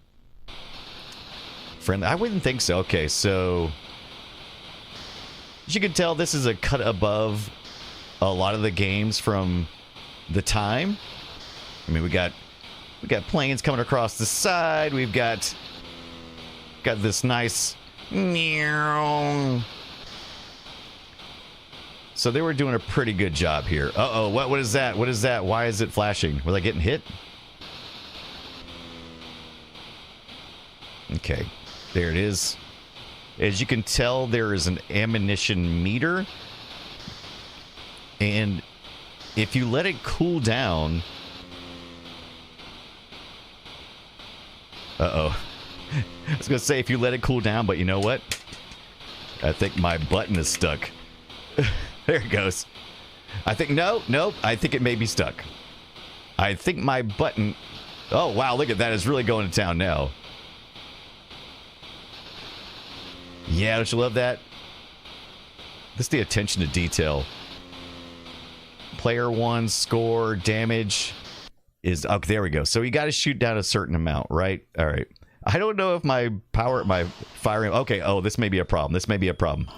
Okay, so this is the second phase of this stage. We've got to try to blow these guys up. I'm shooting bombs out, but look, I am 1,200 meters short, so I need to raise the elevation. I'm 700 meters short now. All right, let's see if we can... I'm 400 meters short. Let's see if we can get this guy before he runs off screen. All right, 300. All right, one more shot. Okay, come on. Gonna be close. Oh no, he got me before I got him. So I took one ship destroyed shot, right? Oh, did I get him? Oh, no, okay, so I must have moved on to the next one now. That's what's going on. He got too far off the screen, and now I'm fighting against... Am I fighting against this guy in the corner? All right, I must be fighting against this guy. Okay, this is the guy that I'm going against now. Way too long. Let's take down the elevation. All right, way too high. All right, somebody do the math quick. Choo choo, baby! Look at that hype train. Wait, I can't still be that far. Am I not shooting at the right one? Oh, ship destroyed. I lost another ship. That means it's going to move on to the next battleship. All right, so we're going to need to get over here. Definitely going to have to go up on this one. Come on, I need at least to destroy one of those. You can tell down at the bottom I got purple ships. What the? I don't seem to be doing nothing here. Am I just that short? All right, let's try this one. Oh, I'm long. Okay, so just 200 long. Okay, there we go. I had this one. Houdini 7 giving me some an algorithm of... Oh, was I still too long? All right. Oh, the button finally stopped. Oh, dadgummit! I was like 100 short. Oh, come on. All right. I am not doing well. I have not sunk a battleship yet. All right, here we go. Maybe this is it. A bit left, a bit right. All right, we're down 1 full degree. Oh, still just... Oh, we're going to go down half a degree. Is that right? Let's go down half a degree. Did we get him? 300 meters short. Wait, what? Oh. Oh, maybe I... Okay, maybe we did go. Oh, I went twice. Okay, I see what happened. Oh, I got him. All right, I finally sunk a ship. Hey, I'm a little bit out of practice. What do you want from me? All right, here we go. Bring it up. You sunk my battleship. Tell you what, too, this joystick is a little loosey-goosey. All right, wait a minute. Closer. Still long. All right, need to go down. Let's go down 2. Almost 2. Let's go down 1.5 then. 200. Or what do you think? 72.5? Well, we get them before they get us. Oh, it's going to be close. Oh, got him. Ha-ha. Take that, you big turds. Oh, no. Okay, so we got to start back over. Okay. So if you don't get them the first time, you have to go back. All right. Oh, wait. 10,000. Wow, this guy's much closer. All right. Here we go. Still long. Oh, boy. All right. Let's get down to, what do you think? 26. Jammy Whammy, what's up? Yeah, you big turds. Another great streamer right in our presence. It is Jammy Whammy. Aw, thank you. Go follow. Thank you, Monkey Bananas. You knew it. Jammy Whammy is a good friend of ours. Love us some Jammy. Always good to see Jammy during the daytime. I like to pop in on those streams when I can. Sometimes I have to lurk. Oh, did I get him all right? Yeah. You better believe it, Jammy. Jammy's a pleasure. A pleasure. All right, here we go. We have 2 more ships in our employ. We're still long here. Jamie, we just ate some peach tahine peach rings, and boy I am still tasting it. They were delicious, but hope you like that flavor. You're locked in. You're gonna be locked in for a while. Oh, they're so good. But man, let's see. Did I get him? Take that. And we have a whole 2 ships left to complete the rest of our journey. No! Actually, I wonder which platform was rated the best for this game. The C64 was certainly great. I agree. Oh, interesting. So we didn't go through the bypass. I guess we just went straight here. So we didn't go through the... That's interesting. We didn't go the other way at all.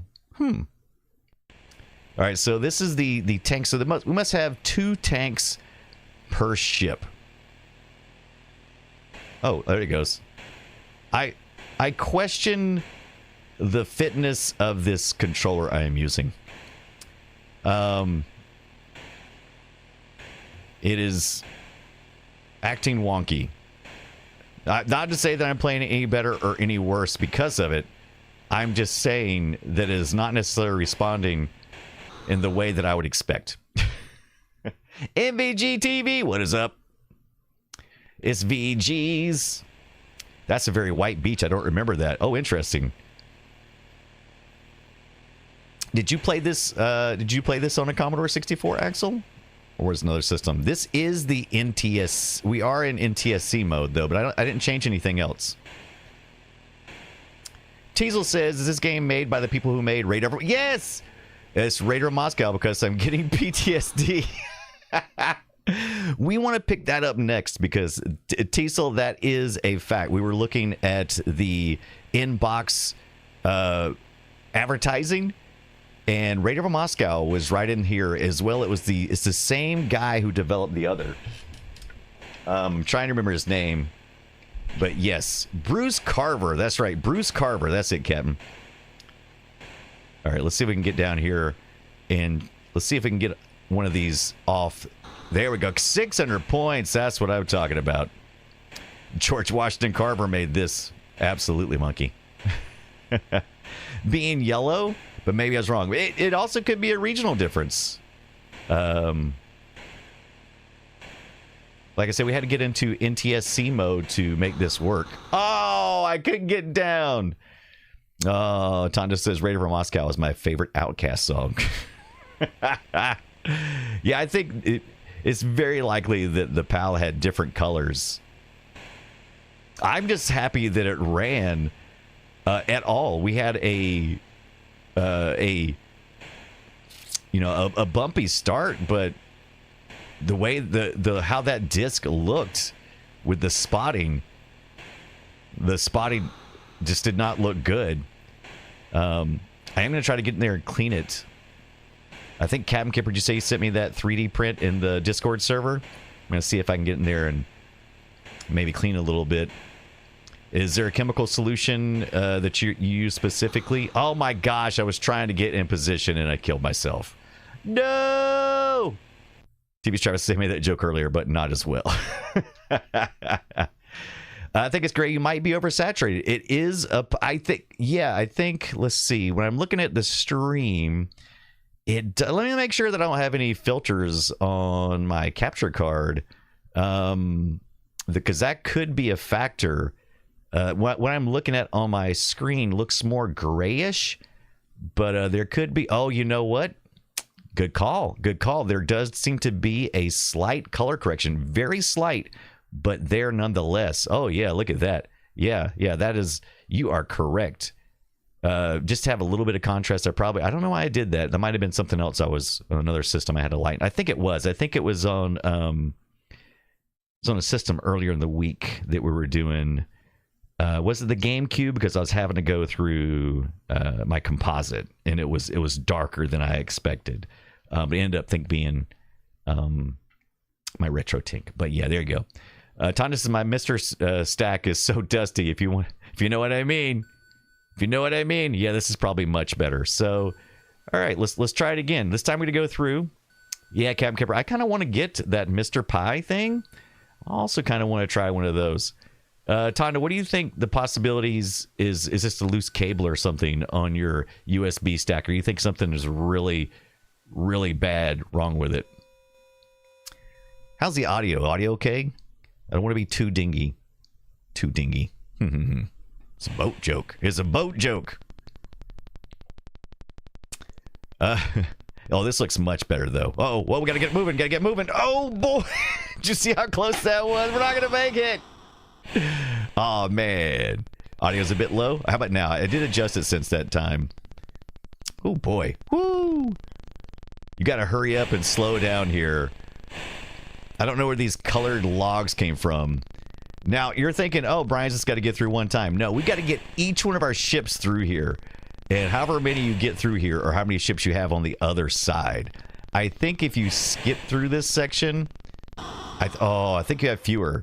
Audio is a bit. Is it still a little bit low, or is it, or did it finally kind of get where it gets where? In, okay, and yeah, in the mines, yeah, the mines of Moria. If you don't mind. Oh boy! Whoop! Book it. Slow it. I see it. Oh, no. Here it comes. Oh, I think the shooting level is longer if you skip this. Oh, really? Oh, yeah. I think you're probably right. Actually, that might be the trade-off, right?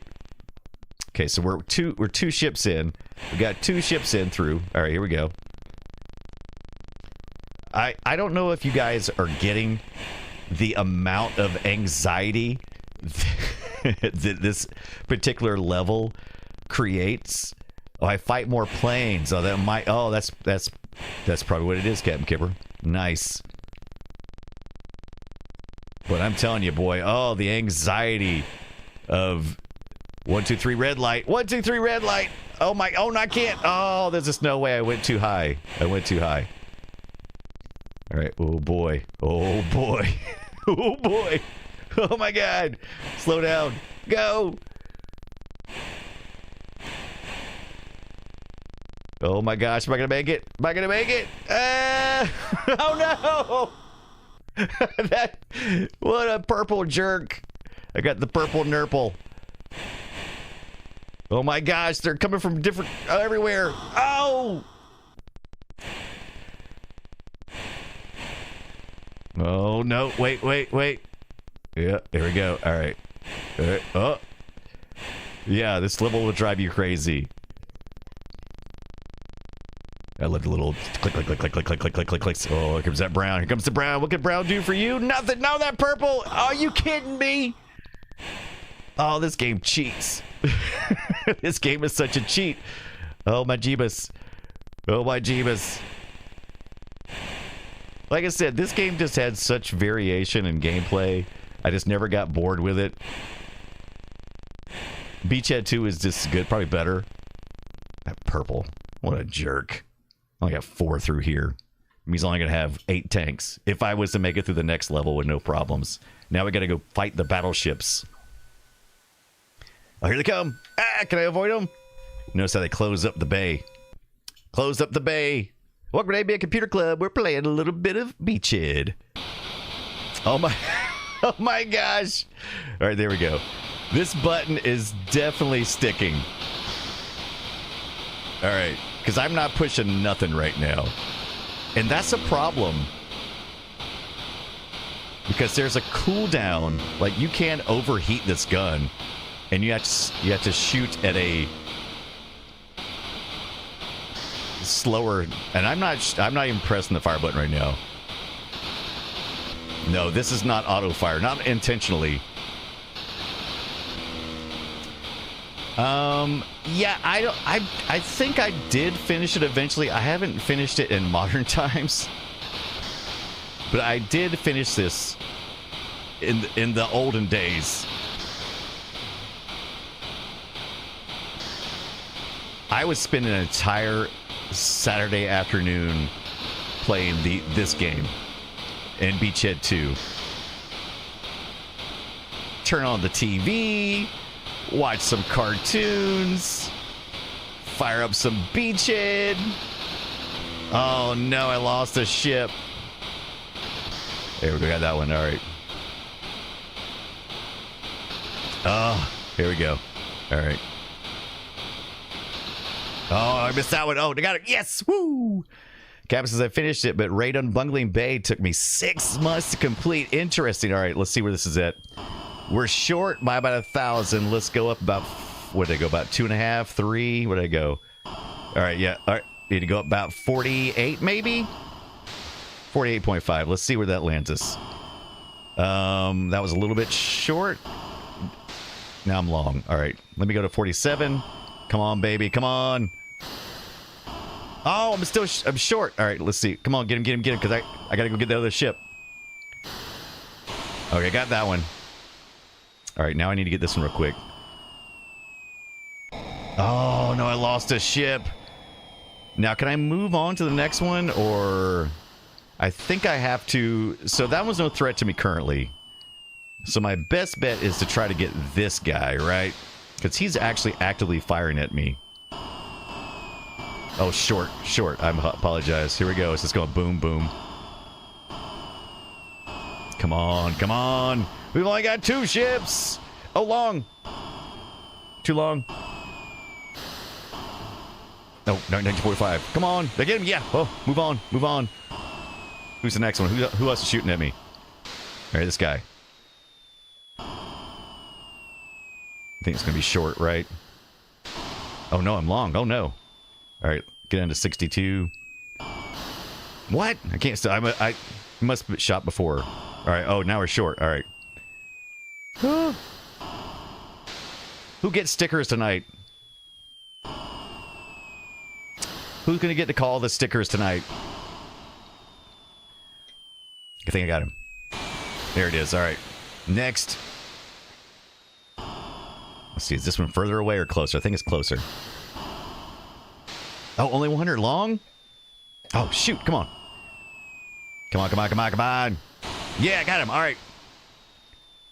We're getting better at this part. Okay, this is gonna be a little short. All right, need about 70 maybe. Oh, look at that. I might have it. Gonna come back down again, you think? Oh, 69.5. Here it is. This is the one. No? All right, maybe I come down too. Oh, I got it. Okay, they get it. Woo. Whew. This game's a stressor. Holy smokes. Anybody else stressed out right now? Anybody else need like maybe a tea? Woo! We're back exactly where we were before.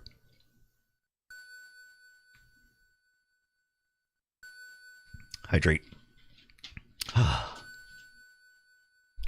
Reminder, we do this every Friday night at 6:30 p.m. Eastern Time. Unless you guys would like Saturday night. If you guys like a Saturday night special, we can always move 8-Bit Computer Club to Saturday nights, possibly.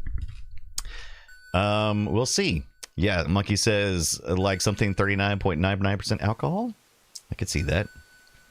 Zoe says, I think we need more onion rings. I mean, whatever those are called. Yeah, the peach rings. They're so good.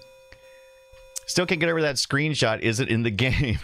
Says Axel. Wait, is it? Wait. Wait a minute. What? You talking about this? Oh, you're right. That particular screenshot is not in the game. Wait, we'll have to look at that. Let me get to a stopping point. And you're right. It's not in the game, that particular screenshot.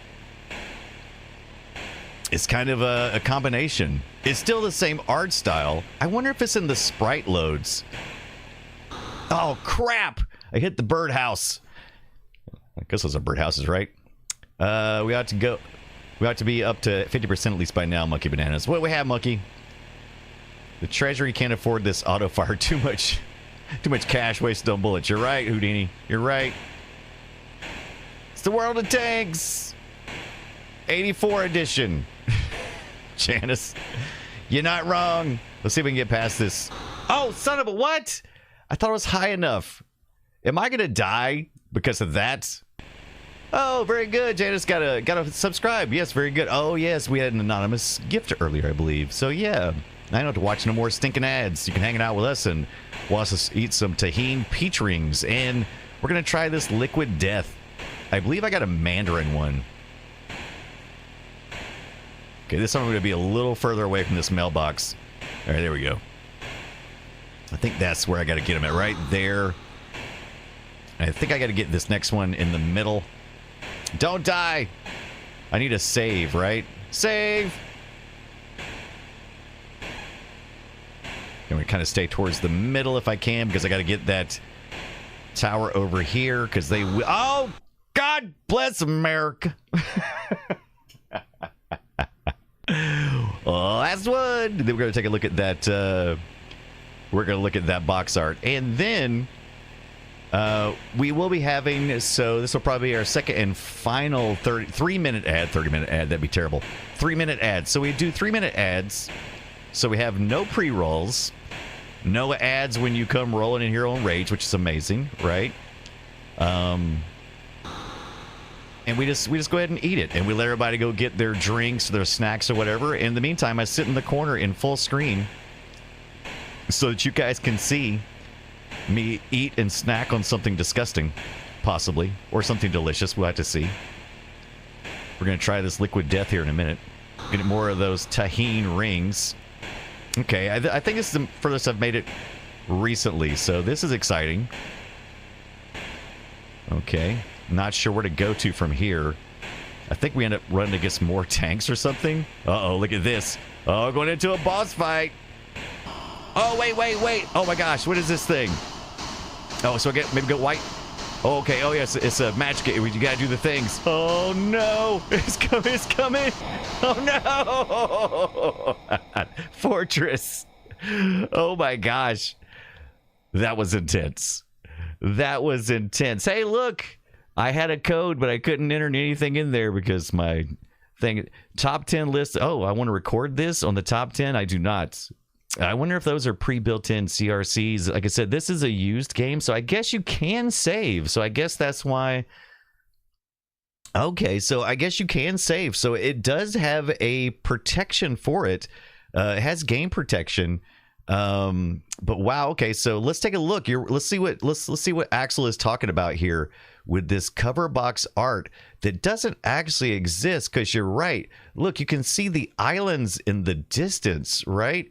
That's interesting, because in the game you do have elements of this, but you do not have the little land over there. Philly Codehound, what's up? I know, at least we did get to see the tourist, though. And the tourist, the final thing, right? Isn't that the final part, I believe, is you have to go against that thing there. You just kill it once? I can't remember how many times you killed it. I have finished it way back in the day, but I can't remember. This is an access game right there, right? But yeah, look at Beachhead, bringing back memories. I would like to finish it, and I would like to record my best score at some point in time. You have to shoot the white port, all of them. You need multiple tanks. Yeah. I think so. Does it keep that like so that's like the next phase? Like if I had multiple tanks, then I could do it. Yes, it'd be way too fast for one tank.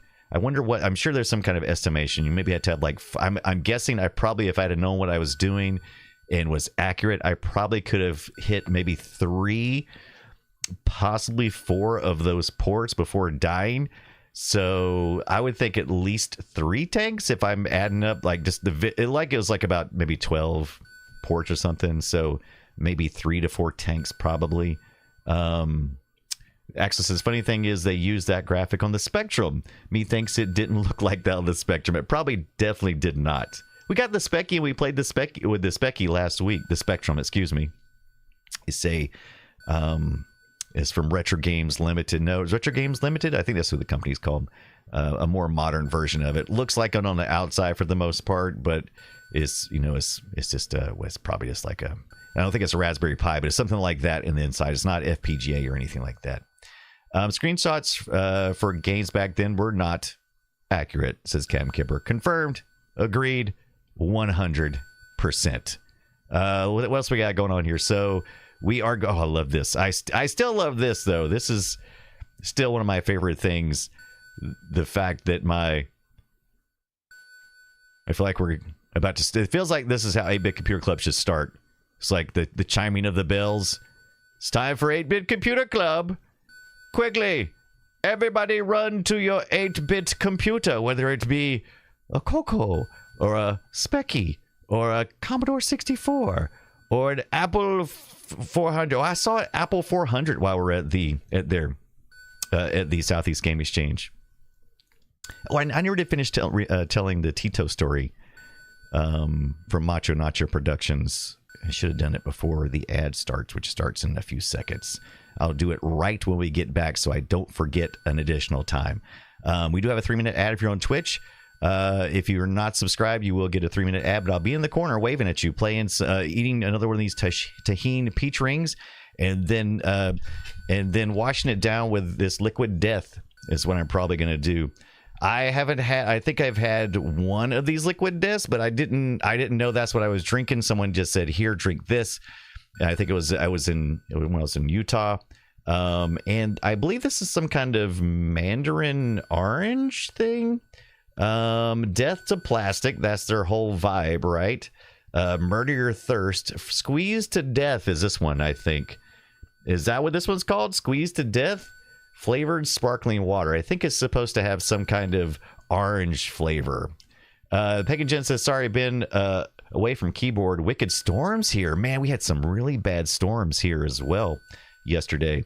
Back to some time to see. You know what I'm going to do, though? I am going to turn down this little ding, ding, ding noise. That's going to get annoying, right? If we don't get rid of that. Oh, no. All right. Uh-oh. You know what just happened? I forgot that joystick's still plugged in, and it's got like this button that's still stuck, and it just loaded up something. I don't know what's going to load up, but it went through a whole bunch. I feel like I was playing war games, and it went through a whole bunch of scenes, and it loaded up something, and now the screen is loading up something. Okay, yeah, Janice says like the FM Towns or the X68. Is it 68,000? Yeah, look at that.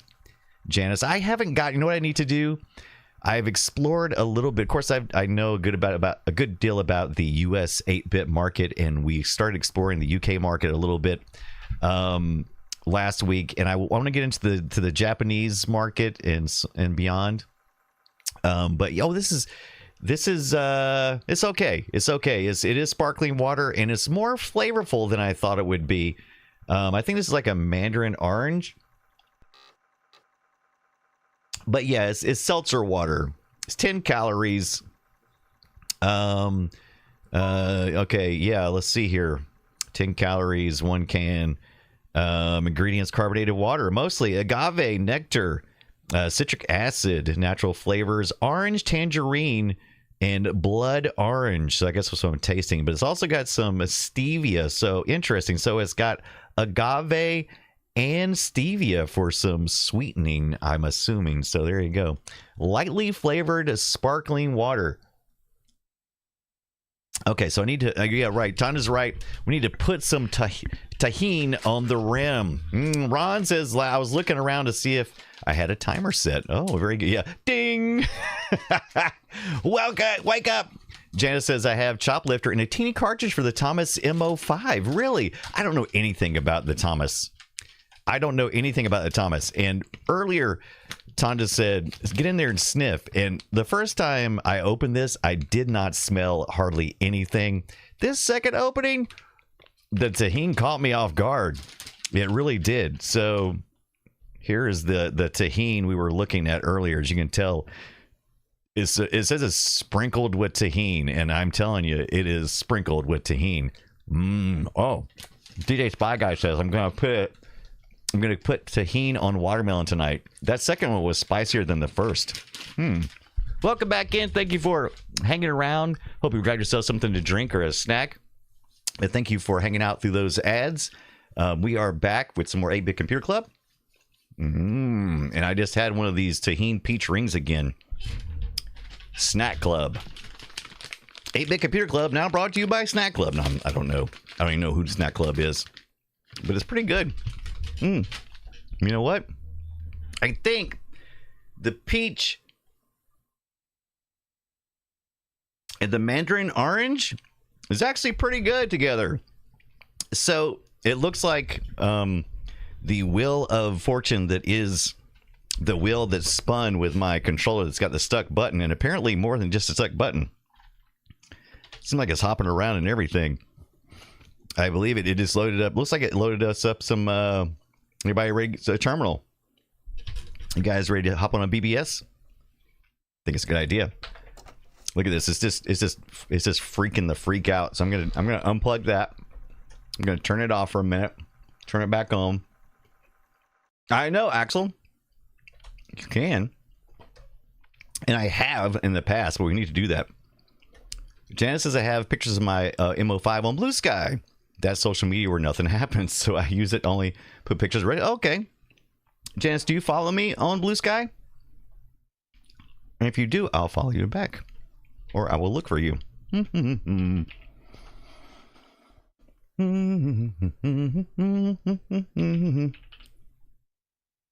Is it also Janice there? Janice!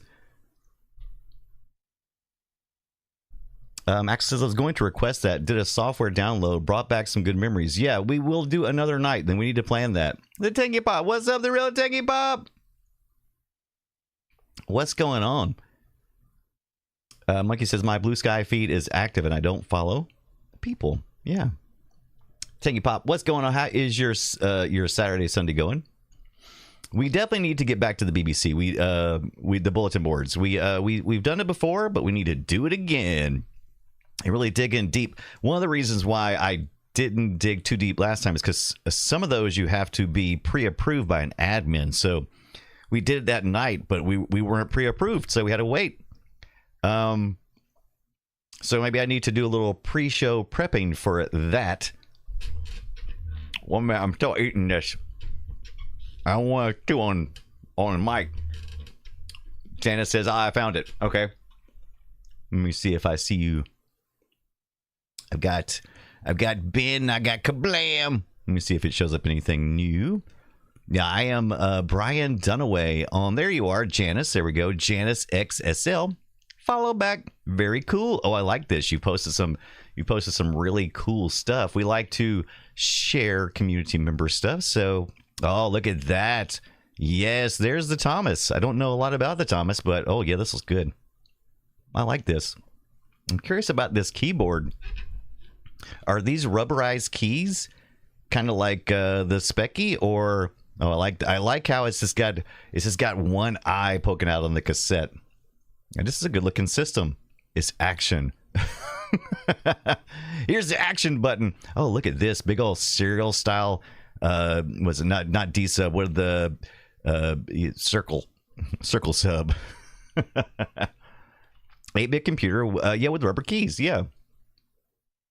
Okay, so scroll down to see the MO5. Is this the right one, right? That's the one we got to. I just got some Matrix on here. Look at all these great things. Got super. I almost picked up one of these. Is this the Super Famicom you're running the basic on? Oh, you got some nice stuff here. Very nice. I do recommend follow Janice. Janice, look at that right there on Blue Sky. Janice the Hedgehog. Bluesky.social. There you go. But look at this. Yeah, I'm loving this. You have 7 Famicoms and 1 Famicom AV. Very nice. Yeah, I love real hardware. Had a great time at the Southeast Game Exchange. Oh, a light pen. This is one thing that I've looked for as well. I have several CRTs. I finally picked up a Commodore monitor not too long ago. I would not mind having a light pen for that. Very good. Loving this. Oh, got more stuff. Is this Choplifter? Yeah, Choplifter. Oh, this cart format reminds me a good bit of my Atari 800 carts. Very cute. Oh, look at this. The human corpse, humane. Le corpse humane. Oh, the Labyrinth. Yeah, look at that. Oh, that looks like a couple of games I've played before. Almost looks like the maze shape of the Sega Master System, but it's not. What's the snake too, I'm assuming? Oh yeah, I love how the carts look. They're amazing. Look at this. This is a nice, really nice collection. Janice, I really like it. Thank you for sharing that. Those are awesome. I have to come back here and check out more often. Here, look at this. Repost. Sweet. There we go. Easy pleasy. Nice system. Yeah, I'll have to look into this one as well. I'm interested in all 8-bit computers around the world. It fascinates me that we may have all had different experiences growing up, and some the same because most of them were running Microsoft Basic and stuff such as that, right? I mean, a lot of them were. Yeah, let's see. Optic pen to draw on the TV. You can get right up there on the TV and really do what Mom said not to do. Don't get so close to the TV, you'll go blind. All right, let's see here. All right, what's next up on the docket? I was going, let me finish my story. So I was talking to Tito of Macho Nacho, and I came up and he had on display at the Southeast Game Exchange. He had his table there. I was just walking the floor, hanging out, and I was like, hey, how's it going? I was like, cool, love your videos. Thank you for turning me on to the Flippy Drive. I noticed you have the Xbox prototypes on your table, or what looks like the original Xbox prototypes, which is the big giant X's, right? They're shaped like an X. And he's like, yeah, these are reproductions that we developed in-house with some friends of mine. And then he described all of that, and he started describing the prize. And I said, oh, well, tell me all about it. And he's like, dude, so great. Really nice fella. Wherever you see about Tito on YouTube channel, man, he's is nice, if not nicer in real life. Was very personable, answered questions, was excited about telling me the story, and really broke into the story about how he got all the measurements. He said he went up to New York. They had a city. They have one of the last Microsoft stores, exclusive Microsoft stores in New York, and he went up there. And forgive me if I get some of the details wrong, but this is basically what he was talking about. He went up there and they had on display the original Xbox prototype for it, and so he said it was behind glass, but he was like, hey, do you mind if I take pictures? And I'm like, yeah, whatever, we don't care. And so he took a bunch of pictures, and then he said he got out his tape measure, and I'm like, okay. At that point I'd be like, boy, these guys really must be sleeping. I didn't say this, but I was thinking, boy, these people must be sleeping in that store to let you just pop out a ruler and start measuring stuff. And I'm like, but that is cool. And he was just, how did he get the dimensions? He went up there and he just started measuring, tape measure through the glass, could, it was close enough to see it. And I was like, did you put your head in there and put your head next to it? And so you can get like, is scale to head or something. But yeah, it's great stuff. He went on. He told me all about it. It was amazing how they had designed it. He was breaking down, where the power supply was on the inside. It was transparent too. It was like so you could see the hardware inside. It was breaking down. It had like a cool little circle screen, I believe, on the Duke controller. But he was telling me about all the people that helped work with that, and just super nice guy. So if you get a chance to meet Tito, if you're around right this weekend, 7/18, just July the 18th, 2026, and tomorrow, I think he'll be there. Until then, if you get a chance to go to Greenville, South Carolina, at the Greenville Convention Center, and get a chance to stop by and say hello to Tito and Clint from LGR, you really should. They're great guys. Also talked to John Riggs for a minute. I didn't get a chance to talk to Mac the Wad, but he was there. He was heading back to his signing table. I didn't want to interrupt him while he was walking, but seemed like a nice fella also. The big X prototype. That's right, Captain Kipper. We got that right on the table. Good to go. So yes, it was pretty cool. Janice says, yeah, the video output of the MO5, I'm saying that right? It's the MO5 is a SCART. So only for TV computers, monitors mostly didn't have SCART. So, right, exactly. One of my solutions for that right now is my RetroTink, which I have. RetroTink, this is the 5X. This is not the 4K. This is just the 1080, which is fine because that's all I can really stream out on my current bandwidth. But it has a SCART input. I don't know if you can kind of see it there, but you have a little SCART input. Or as an alternate, you have S-Video and component that you can plug in there. Also have a TV. I picked up an RCA TV at one point in time. It was an American-made TV, and they use the form factor of the SCART to... they were looking at doing... using the form factor, but making their own types of connections for that, and that was really interesting. Dead end that never went anywhere, but I do still have that RCA TV out there. It's got crazy connections that I've never seen on any other TV, but it looks like a SCART, but it's not. I'll have to show it on the screen one day. Maybe I'll break out some of my Atari stuff. It's very Atari era appropriate. All right, I'm gonna finish eating this peach.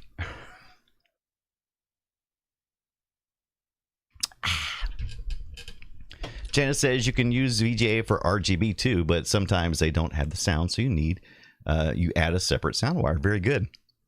Something I've done a couple of times with a couple of different machines that I have, 8-bit computers. I'll probably need to catalog all those and put those up as well and do better about posting. It's one of the things I'm wanting to do is what you're doing, Janice, and I'm actually going to share that with my significant other. She recently left her long sentence of retail work. And so she's doing some stuff that interests her, but I was also going to see if she could help me do a couple of things. And she's been taking some photographs of what I have I call it the 8-bit cozy computer corner that I have in my bedroom, where I do, like, when I get away and I've been, when I want to, workshop some ideas for this game I'm working on and just learn, I have that to kind of get away to. So I'm not in like streamer this mode. I get in kind of like a different headspace. But yeah, she's gonna hopefully get me some. She's got some already started doing some pictures of that setup, and hopefully she can take pictures of some of the other things. And like I was telling LGR and Macho Nacho, it was great that they were both there. But if Adrian from Adrian's Digital Basement had been there, those are the three people that I watch all the time on YouTube for retro stuff and have really modeled some of the, how I want things to be displayed, whether it be the lighting or how I think, how the composition should be of different things, and how I might like my audio to sound if I got rid of the headphones and was doing more physical repairs and stuff. So those guys I've studied extensively, and it was great that LGR and Macho Nacho Production, Tito, just right next to each other. It was really great. Loved it. Great weekend at the Southeast Game Exchange. Looking forward to another convention coming up soon in Georgia. So next month. Adrian's Digital Basement is awesome. Axel says absolutely. That's like you want to talk about somebody I just love just to listen to. I'll just turn that on and just listen to him just go on and on about just stuff that people would usually go, why are you watching that? It's like, hey man, this is my generation's This Old House, okay? He gets in there and it's just I'll just turn it on. Vincenzio Denura, gotta go. Good night. Thank you so much. I hope we get to catch you again sometime soon. We're back with 8-Bit Computer Club next Friday night. I'm not going anywhere. I'm not going anywhere, but next Friday night is usually when we do our 8-Bit Computer Club, 6:30 p.m. Eastern Time. But of course, I do other retro streams. Bob Vila, heck yeah, baby, says Poor Tank Girl. That's right. All right, so that's kind of my stories from that. I still don't know. I don't have an idea where. I was really hoping we could cover this too. This is the chop lifter I picked up for the Commodore VIC-20. I might have to save that for next time. I think we need to do two things. I think we need to do two things from here. We need to dig. I'm going to have to get up either way. Either way, I've got to get up because I didn't bring it in here. I was going to say I would like a trip to Europe. I was going to say we could do our disc that before Tank Girl was so kind to send us some more floppy disk. But ooh, I did put that beachhead in there. You know what? I want to clean my disc my disc head before I put any more beachheads in there. Should we try another round of beachhead, or what was the chop lifter for Commodore 64 like? Do I have that? Let's take a look at the library. Let's take a look at the gaming library. real quick.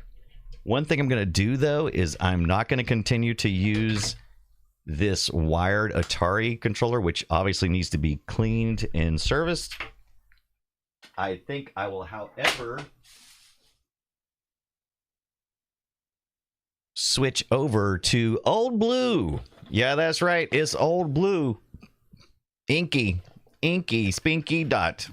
So if you haven't been keeping up with Atari, if you've been keeping up with Commodore and Commodore's been keeping up with you, well, don't forget to play Atari today, because Atari has these CX40 wireless controllers, right?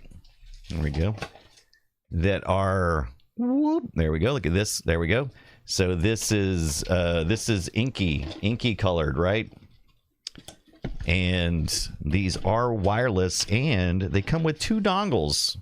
One for USB, which is great if you want to put this on a PC or something of that sort. Or you can also plug it into your original Atari equipment. And in this case, since we're using our Commodore 64 Ultimate, we will be able to plug in using that. So we're going to plug that in. Going to go ahead and plug that in, and we'll get that fired up. It's beautiful. All right, so, and let's take a look. Let's take a look at the software library. I haven't done this in a while. Let's take a look at the software library that comes with the Commodore 64 Ultimate. A couple of Commodore 64 news things. Commodore.net. I did order the Commodore phone, the flip phone. I am going to get that when it arrives. I was in batch 6, and I did not get the refurbished one, but I did get the Starlight edition, because it's supposed to like be able to remote control my C64 Ultimate. But I also ordered the Commodore 64C Ultimate, this form factor. I'm assuming pretty much everything else is the same, but I ordered just the plain old beige in that because I already have a Starlight edition, so we done that. But what's important is when you get into this ecosystem, you will get the access to, let's see, does it take you to the software? I'm trying to remember how to get there. They've changed their things a little bit here. Used to be a little, where's the software? Explore demos? That's not the same. That's the music. See, here's games right here. Brian, you're so blind. You're so blind. Okay, explore the launch titles. I think most of these are newer games, but some of them are the old games. You can tell here if you go through. These are all preloaded on that cassette disc, which I've copied over to an SD card internally on my Commodore 64 Ultimate. Any interest in any of these games? Anyone just yell out one you think looks really cool? We got the adventure series from the original, right? That's classic. It's marked right there. Spaceman Splorf, Planet of Doom. Timo's Castle, The Bear Essentials, Back to Sector of Baghdad, Space Moguls. The Pagan Gent was talking to Dr. Tolbert, but just said, I just ordered this non-toxic, non-PFA spray to use on the desk pad I won from. Oh, nice. Dude, we know. Oh, do I have my, God bless America, MayorMcCheese. I got to send you that freaking, I don't know if you're around or not, but I need to send you that stinking pocket protector that Dr. Tolbert made us. Now that everything is kind of settled down, I went to all my trips. All my trips are behind me. No, that's not true. I got another one coming up. Holy crap. Balls like frog. Frog, what? Balls like frog. Look at this Zuma clone. I like that. Do you think we should I think we should take a look at balls like a frog. I think we should look at the Zuma clone because it won't take us a second. And then that'll give you guys time to figure out what other demos we should play. And don't forget, we've got to do sticker page. Sticker page. We got to do sticker page. Hang around a sticker page with me. I believe Dr. Tolbert gave us the bloody chicken lips last time, and I believe before Tank Girl was who picked us out our I Love 8-Bit. That's coming up very shortly. Way of the Exploding Fists is classic. All right, we're going to do that one next, Axel, but let's fire up this first game, this Zuma clone. One of my favorite games. I believe it was on the Xbox 360. The story about that is I got it, and about a week before Christmas, I made sure to test it out because I've been bitten by you before, and so I tested it out, and the darn thing had a red ring of death, right? Let's see. Frogs like butts. Let's see. Oh, is it not loaded on here? Surely it must be. There's Space Moguls, Rastan. What did I call it? Frogs like what? What is this? Is this a new one? I haven't loaded it up yet. What was it called? Frog. Balls like a frog. Balls like a frog. That's a terrible name.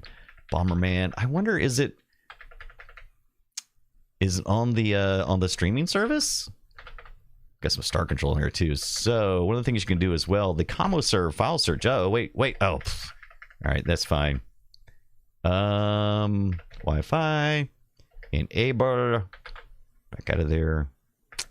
Connect to last AP. All right, now it's up, right? Now you're up. Frogs and pants. All right, let's go. Balls. Let's just type in balls. Balls. Oh, no, it's not. Yes, games. Submission. Balls like a frog. Let's stream this thing. Scott was asking about this not too long ago. Can you play games that are just in the cloud? And I was like, of course. It's like this. Balls like a frog. It's the PAL version. Does that mean I gotta get into my PAL? Can I do it here? I think there's a way to get there from here. Definitely have to be PAL though. Let's change our. Let's get, now that we're not doing real NTSC cassette floppies. Let's do it this way. All right. Yes, most things run better in PAL. It's just it's a fact. All right. I'm not making this up. Balls like frogs. Balls. Not two S's. Yeah, I'm not gonna say. I'm just gonna look for all the balls. Ball screener. Oh, what is this? Is that a demo? We might have to check out ball screener. That'll be our next demo. Ball screener. Mount and run disk, please. Here we go. More 8-bit computer gaming tonight. It's Saturday night. It feels like a good game night. That's what I used to do. Boots and pants. Boots and pants.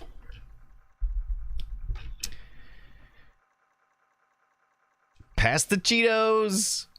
That's right, Houdini 7. Time to pass the Cheetos. What is this? Why set up vertical? Oh, wait, what? I didn't know this. Oh, look at this. I've got some new options. Okay, I might start doing that. What do you guys think?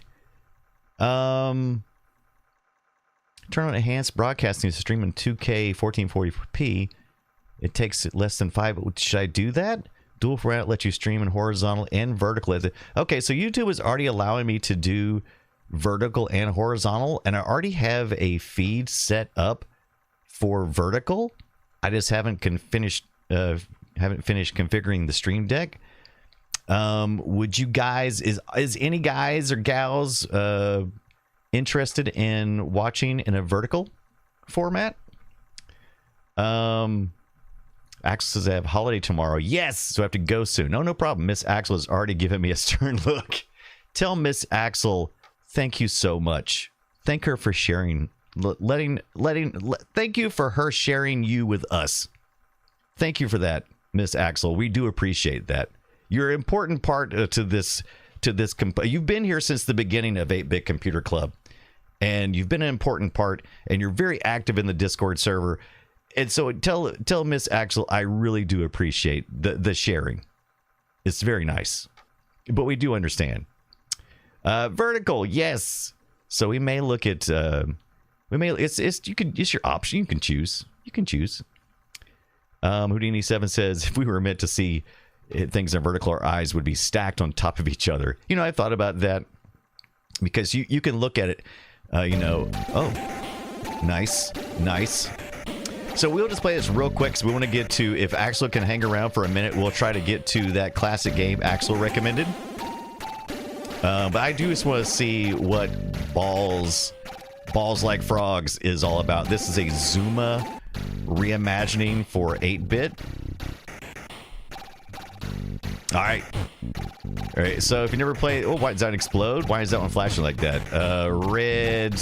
Oh, that slowed it down. Oh, wait a minute. Oh, got to turn around this way. Oh, wait, is that a... Oh, wait, okay, I see. That does not move in the way that I thought it would. Is white just a wild card? It is. All right.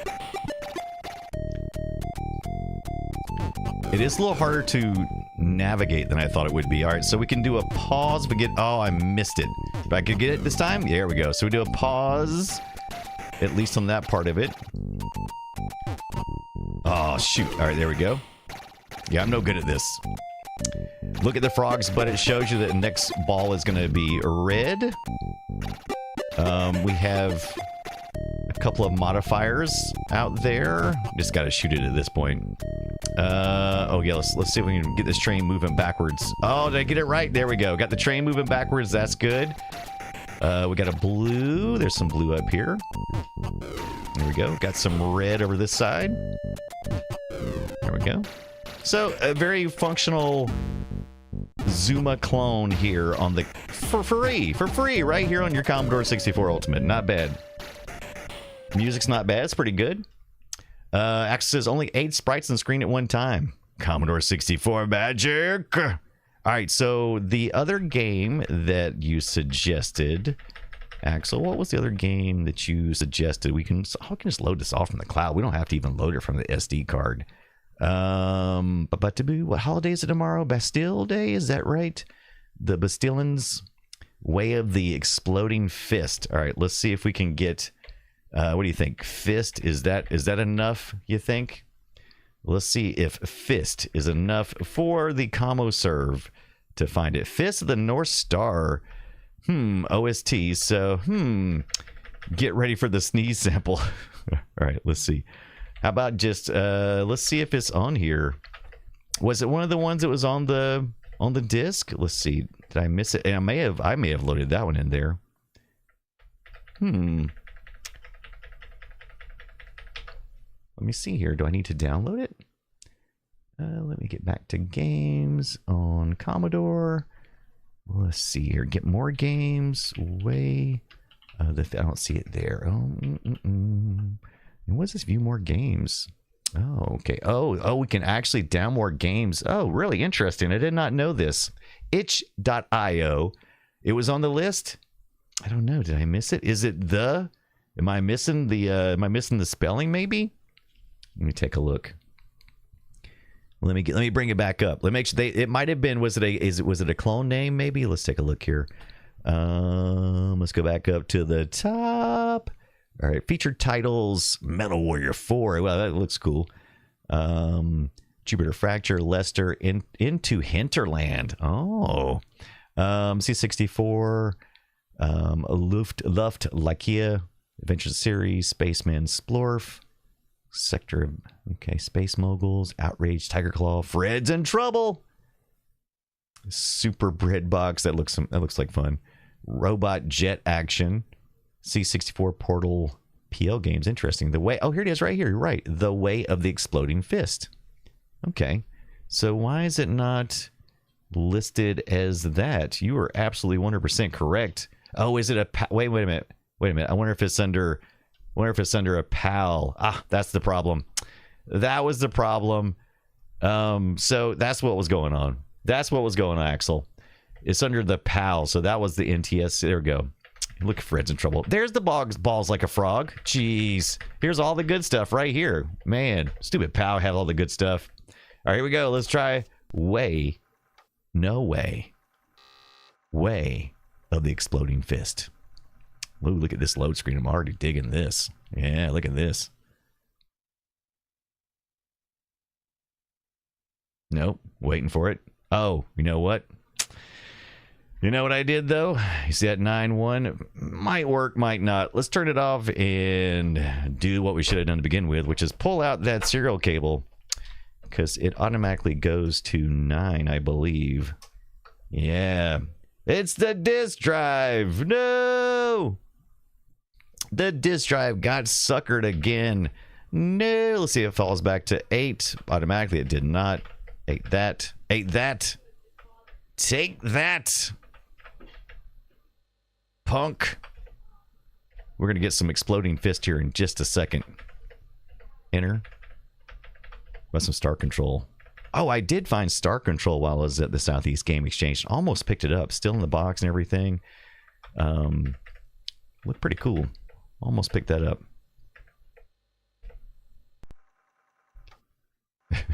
Axis, it's worth it. Trust me. Come on.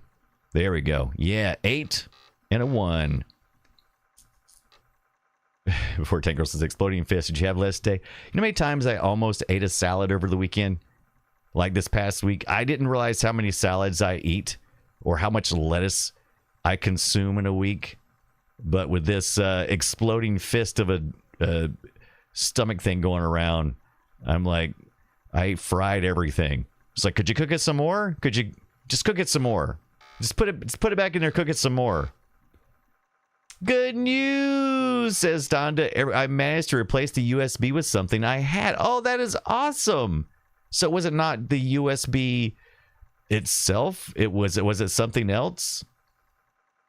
What did you have? Exploding something. Oh, Melbourne House presents The Way of the Exploding Fist. Is this a game that I'm familiar with and just it's a different title? Did it call it different regionally? Four Tank Girl says I switched to broccoli slaw for crunchy bits. I'd love me some broccoli slaws in general. Zoe says only salad that's any good is bacon only salad. Well, this salad's just made of bacon. It's a big old tossed bacon salad. Yummy. Delicioso. I love that. I love the font. The font is just awesome. It's awesome, I say.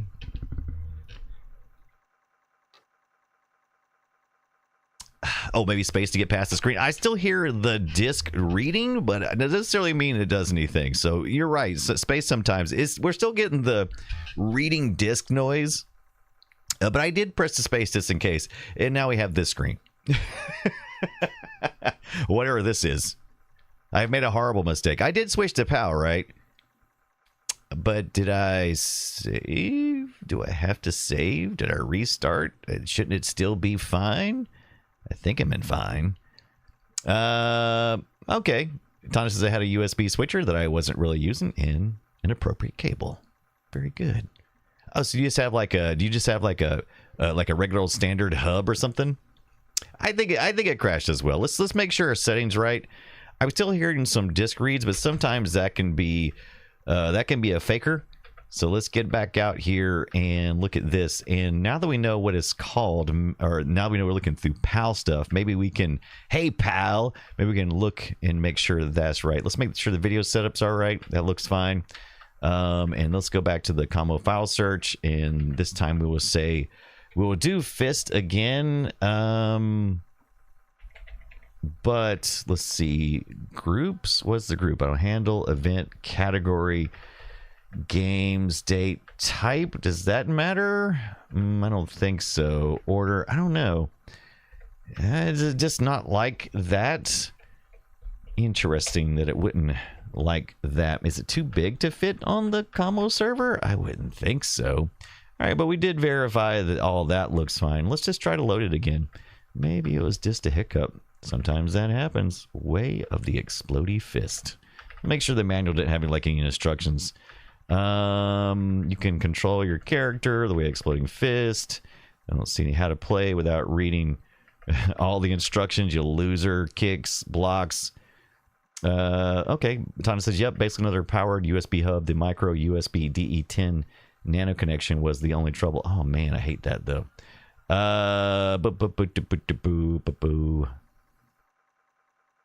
It is a good fighting game. The scoring system, that's just too much. All right, let's just try it again. Should we mount it and then run it, or we'll just do it? Tana says I was scrambling for an adapter. You gotta catch fire and adapt. Always looking, always be solving problems. Always be solving problems, yo.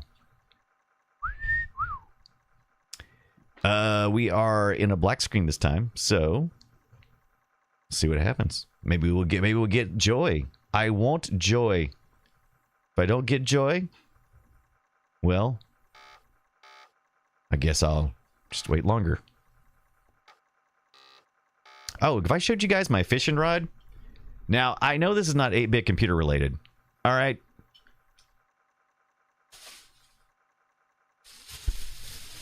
I'll show two things real quick while we wait for this.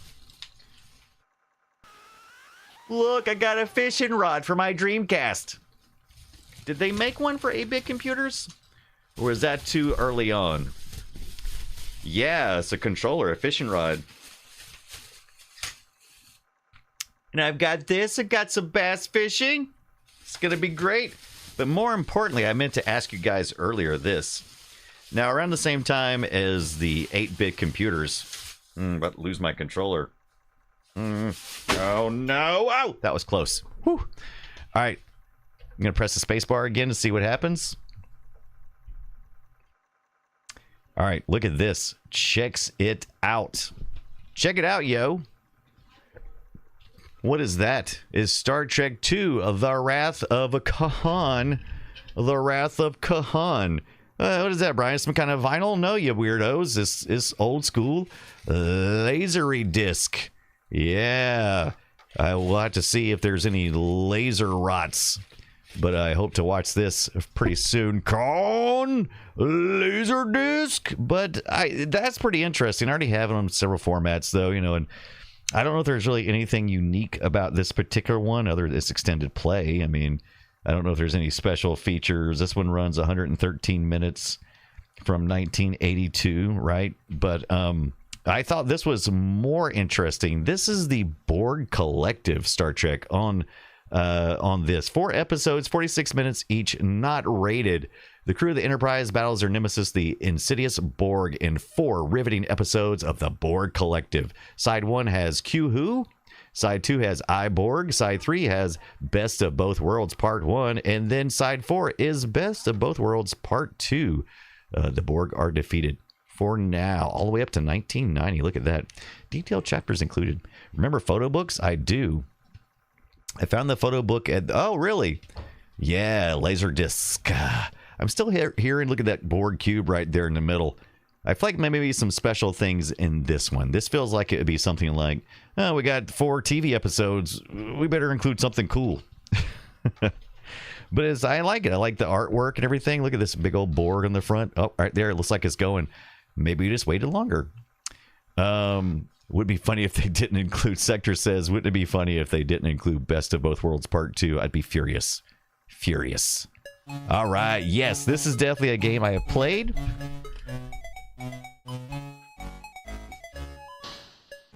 Was it called Kung Fu Master or something in the US? I love this game. This is one of my favorite games. It does look different, though, than the one I played. Slightly. And maybe I played a different version. So you basically go up and fight. And, oh, it only takes one hit. And usually I thought the master back there would give points to one oh, he gave me the crotch shot. Judo, chop. I guess I'm going to give him a little leg sweep. He's out. He's out. Sweep the leg, Danielson. Sweep the leg. All right, I got... Yeah, this is very similar to something else I've played. But this is different, right? This is, look at this. Oh, I'm going to land behind him. Oh, right to... Oh! We're sprites in the same spot. It's better than Tekken. Let me see if I can land one on him. Oh, right there. Right to the face. Boom. Yeah, this is great, Axel. I don't think I've played this particular version of it, but I've played the A version of it. International Karate is similar, but a different game. Okay. Maybe that's what I'm thinking of. Very similar. Is the International Karate like the one near the bridge? Oh, look at that. I just stubbed that guy's toe. Is it by the same people, though? Dude, you have no idea. This was the hotness. Oh, I love this background, though. I haven't seen this background before. That is way cool. Oh. And this music is so zen. Bum, bum, bum. Axel, good pick. Good pick, Axel. Red V white. Come on, jumpies. Oh, he got the jump on me. Look at those birds back there. Oh, did he just wipe his pants off? All right, here we go. Back to level 1. All right, here we go. I'm a novice. Did I choose novice or was it chosen for me? Am I like progressing? Do I have progressions here? So I got a half a yin, half a yang, yin yang. Did I get a half a yin? Did I get a yin? Come here, walk into this. Walk into this. Come here, dude. Oh, he got me right in the kneecap. He's got a yin. Oh, and now he's got a yin yang. He's got a yin yang twins. Why can't I jump? I thought I could jump. Like, I thought I could do like a... Oh, it's... I gotta do that to get the jump on. Oh, I should read the instructions. Oh, timeout. Took too long.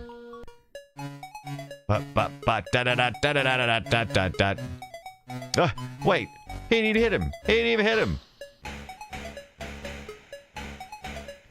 Yeah, we need to do request night. All right, let's figure that out. We gotta do Commodore 64 Ultimate request night. We just gotta figure out when. We'll play through all the games. Music is fan-freaking-tastic.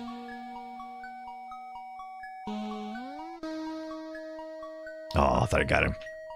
Oh, he almost got me in the back of the head. Did I just parry? Did I dodge that? I think I dodged that. I'm gonna give it a 2 for control, though. Oh, I think I'm dodging some of these because he was getting me on these before. Oh, come here. Put your head. Oh, he got me. Axe says you play it better than I did. Getting a roundhouse. Like I said, I think IK plus. I think International Karate. I think some of these are similar. So I think I've had some experience, even though it doesn't control exactly like it, because I think I'm confusing some of my muscle memory with this one. I've got to do some studying. I've got some studying to do. Okay, I just figured out how to turn around. Okay. Oh, you think so? Probably so. I think this game came out first and they used the same design for IK. I went and got it. Oh, he just stood there. He took it right to the chest.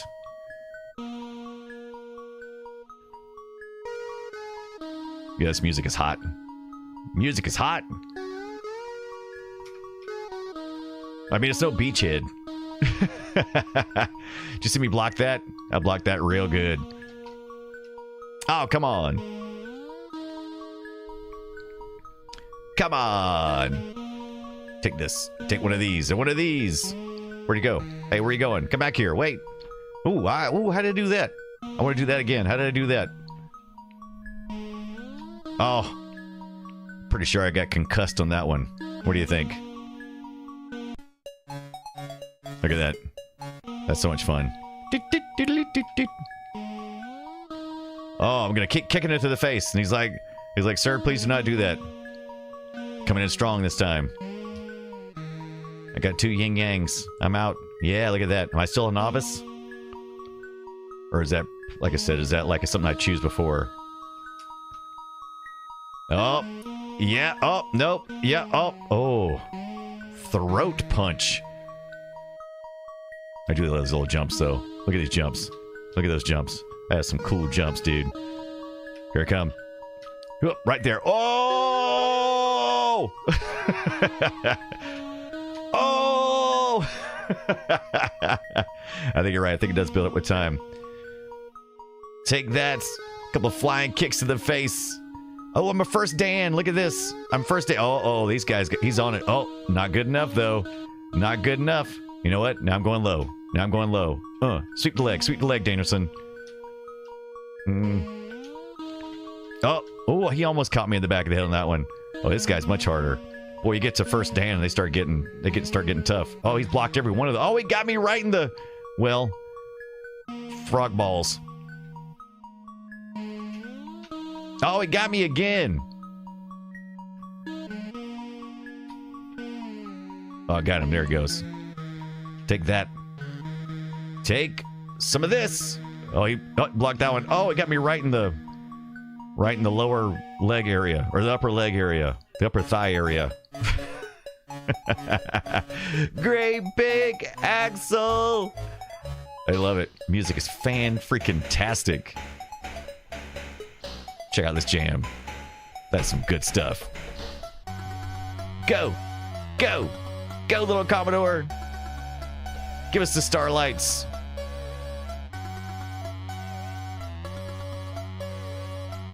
Look at them SIDS. Ooh, feel the heat. Oh, I can feel the heat off the SIDS. Woo!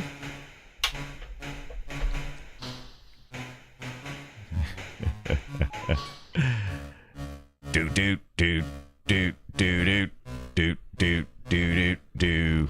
Look at that. Behind the controls.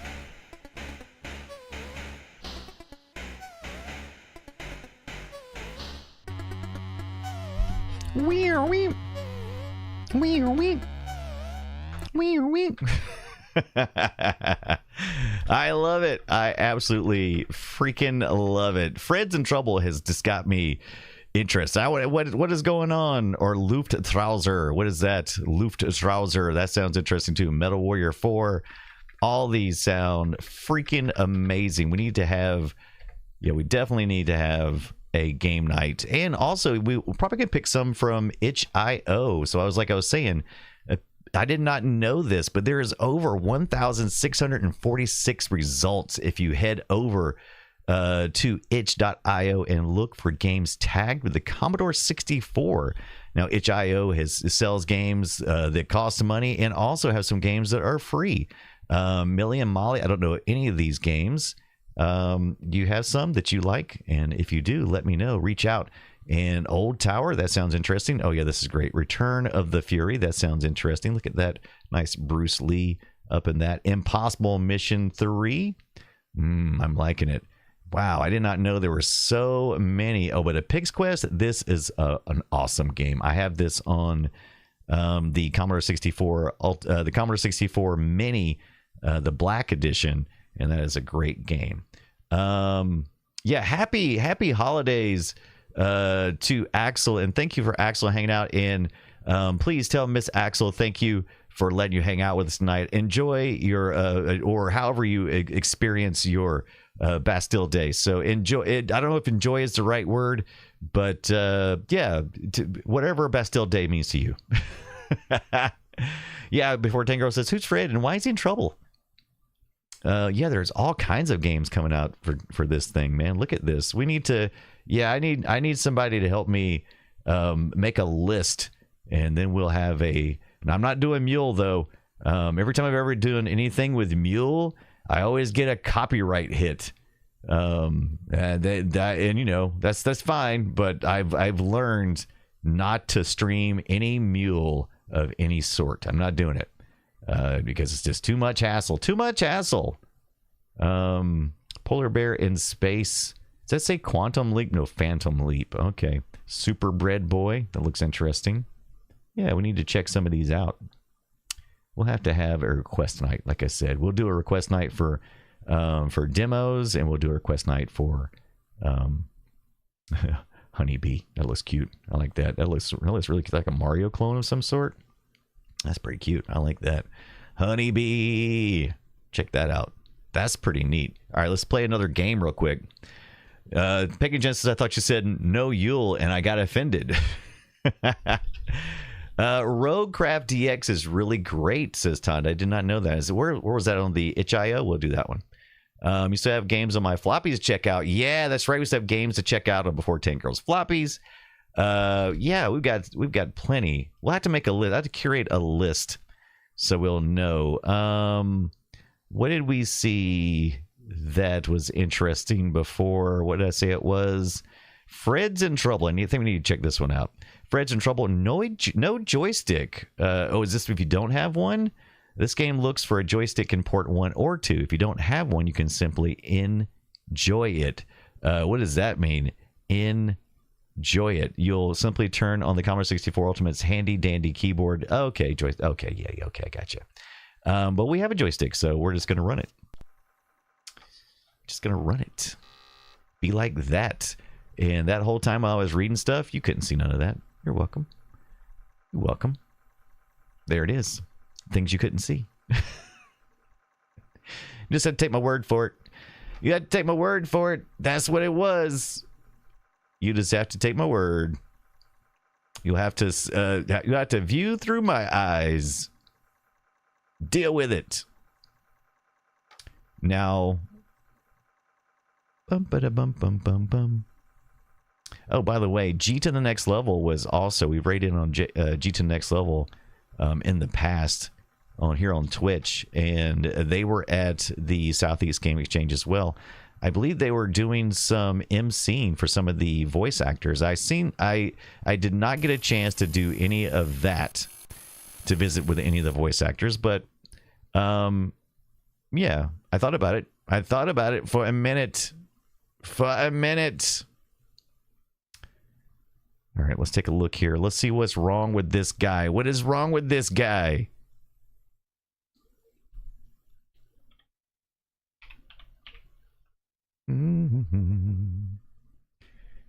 Fred's in trouble. He sure is. What is that like? What is that going on down there? When do I hit spacebar? Maybe there it is. I found it. I found it. I know what I'm doing. I know what I'm doing. Oh, trust me. I know what I'm doing. I got no idea what I'm doing. But look at this. I love that little character down there. Is too freaking cute.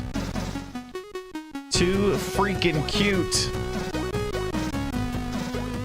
I got this. Fred's in troubles. What kinds of troubles is Fred's in? Is it still loading, or is this a demo? Oh, there it goes. I was about to say, what's going on?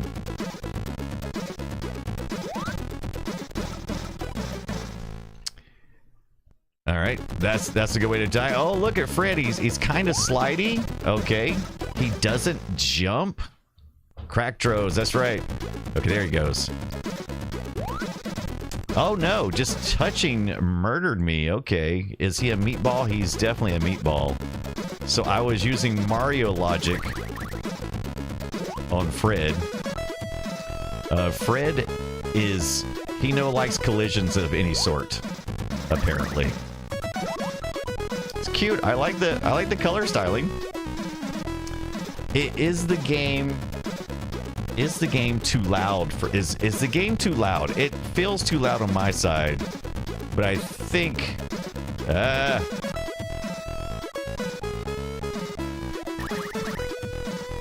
it's great. Love this music.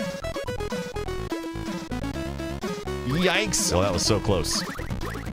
I'm a collectible. I like collecting things, and I don't think I quite got where I wanted to.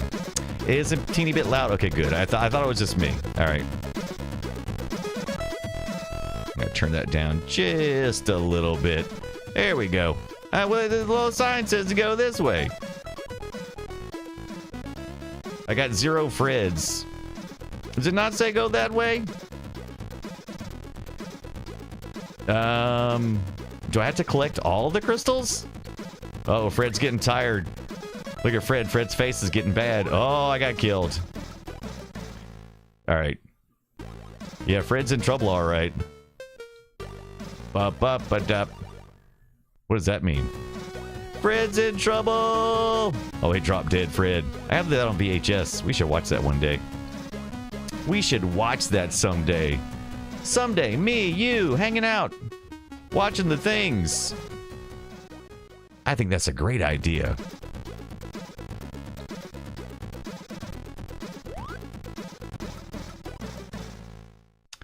Let me see if I can restart this thing. I don't think I know what I'm doing. I don't think I know what I'm doing. That's what I'm thinking. I think I gotta be, I feel like I should be doing something with, I feel like I should be doing something with this. With the button, with the, I'm trying to read right now. I feel like I should be able to jump or something with that. It's not working though. It's not working.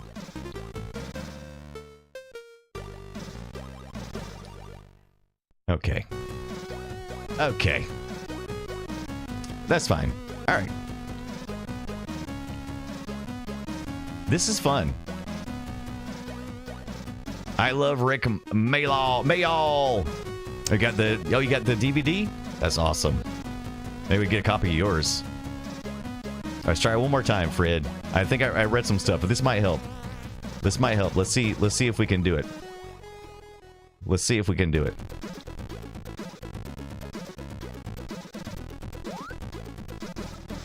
Ah, dadgummit. All right, I think I know the problem. Oh, dadgummit. Maybe I don't know the problem. Oh, then I started further back. That's interesting. So it kind of started back where I died last. That's interesting. Okay. Yeah, I think maybe I could get that first apple or something. I don't know what the collecting is for. Thought I maybe knew, but I don't think I knew. The character designs are super cute. The music is a real slapper. I love it. Oh, no! All right, that answers that question. What happens if you fall down? You die. You die. Oh, wait. Now I'm up really high. I think. Ah, no, I did it again, Fred. Come on. You got no more Freds. You're out of Freds. You're all out of Freds. And that's okay. And that is okay.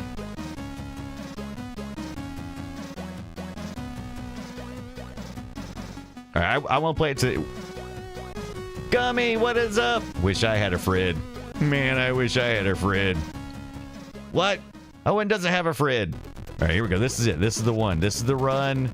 This is the run to end all runs. Where's the bad guys at? Wait a minute. How come there's no... I'm about to say, am I running a glitch run now? There's no bad guys? Interesting. Like the little wormy guys. They're kind of cute. All right, I don't know if there's any benefit to collecting everything, but I'm going to assume not. All right. I mean, it's points, sure. I don't understand. I don't understand this part. All right, am I missing something? What am I missing? What am I missing? You guys know? Gummy, do you know? Climb? Yeah, that's what I thought too. And I'm like, do I climb?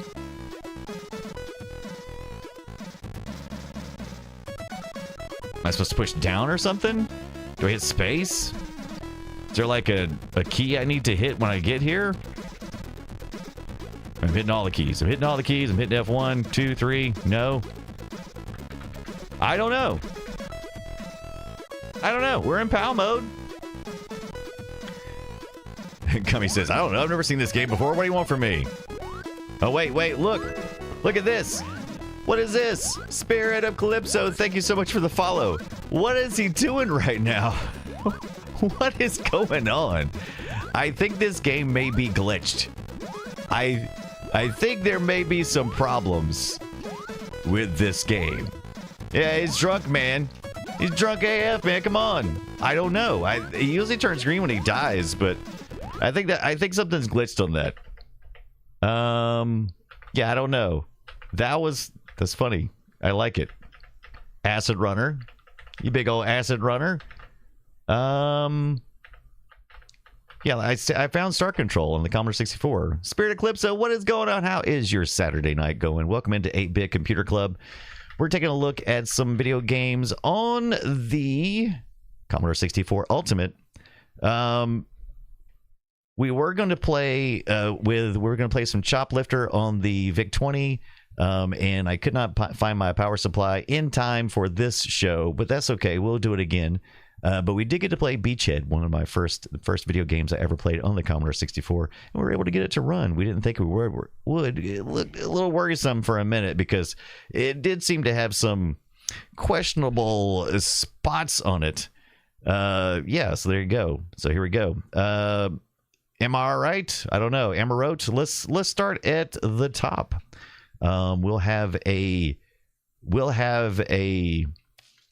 request night one night for all the games here. Commodore.net has the ones on the system, but we can, of course, load up more. Commodore 64 has a huge game library, and I have a good bit of them, so we'll see how that goes.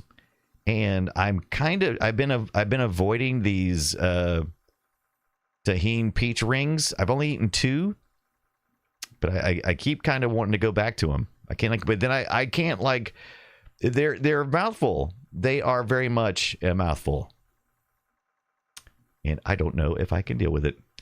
Gummy says, I must say you have a really good sound on your mic. Well, thank you very much. Yeah, I've been podcasting for around 21 years, and so this is something that the streaming part is more recent. That's since the pandemic started, but we've been podcasting offline for quite a while, and so, but thank you very much, Gummy. Yes, this is a Heil mic, and so what is it, a PR90? What is it? So I've had it.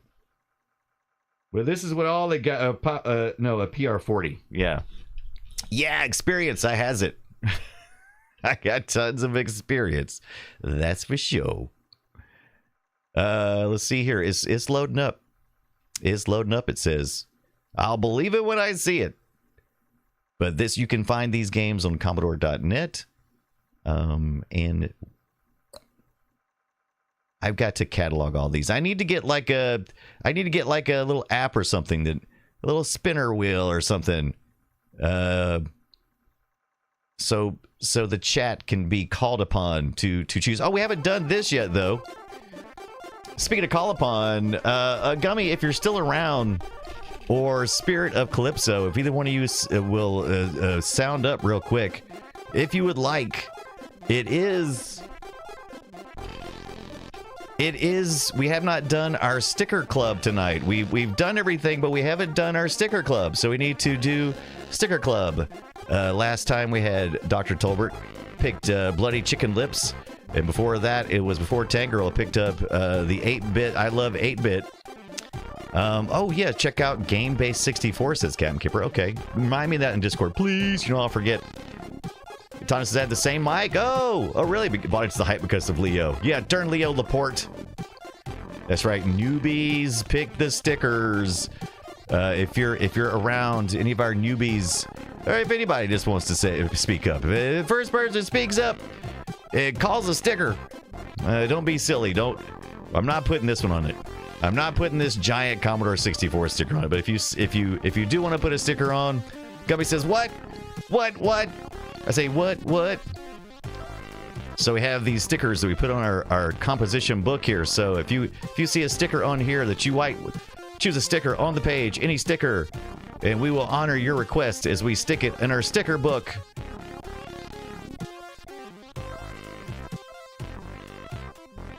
Here, I should just fold it out like this. I like the ready. All right, let's do the ready. Let's get ready. Let's get ready to rumble. Now the question is, should we stick it on the outside? I think it needs to go right about there. Are we ready? Are we ready? Gummy, thank you so much. Sticker book, sticker page. Talk about sticker page. He chose the ready. They chose the ready. Zoe, are you still awake? I love it. What's it like, 3 a.m. there? 1541 says Captain Kipper. That's a good one, too. We'll have to do that one next time, Captain Kipper. All right, here we go. Am I wrote? Well, this looks good. Look at this. I think probably need to hit a space bar on this one. 2:24 a.m. Is that all? It's just now getting time to party. Normal, easy, or very easy? Very easy, of course. Would you like unlimited cash? No, because I'm not a cheater, but come on. Would you like to have unlimited energy? No, we want it easy, not cheaty. Do you have a Turbo, Chameleon, Ultimate? What? I mean, yeah, but we're not doing that. No, we have it, but we're not going to do it. Am I root? Oh, man, this looks complicated. All right, we might have to do something else. But that's okay. Hey, look. We'll check out more of that next week. But we do have an ad starting in 30 seconds. So you know what we're going to do? we're going to beat the ad out of here because I know Amiga Cami is streaming. We've done 3 hours tonight on 8-Bit Computer Club. Thank you for hanging with me tonight. It's been a pleasure. We'll be back next Friday night at 6:30 p.m. Eastern Time. Gummy says, never seen this either. I think I've been missing a lot. Yo, you've been listening to, so much Commodore 64 stuff to catch up on. We're about to raid in on Amiga Cami. Thank you guys for hanging out. I'll see you over there. Had a lot of fun. I'll be back on Monday night at 6:30 p.m. Eastern Time to do some more gaming. We'll be playing some real fishing with our fishing rod. Ron, thank you so much. Before Tank Girl night, guys, everybody. Hope you guys have a good weekend. And like I said, we'll see you on Monday night at 6:30 p.m. Eastern Time. Thank you for those raids in from Tonda Gaza earlier. I think Tonda's still around. Tonda's still around. All right, here we go. Let's raid. In about 10 seconds. Night, Captain Kipper. Night, Zoe. Night, all my friends. May all your dreams be retro and 8-bit. Love you. Bye.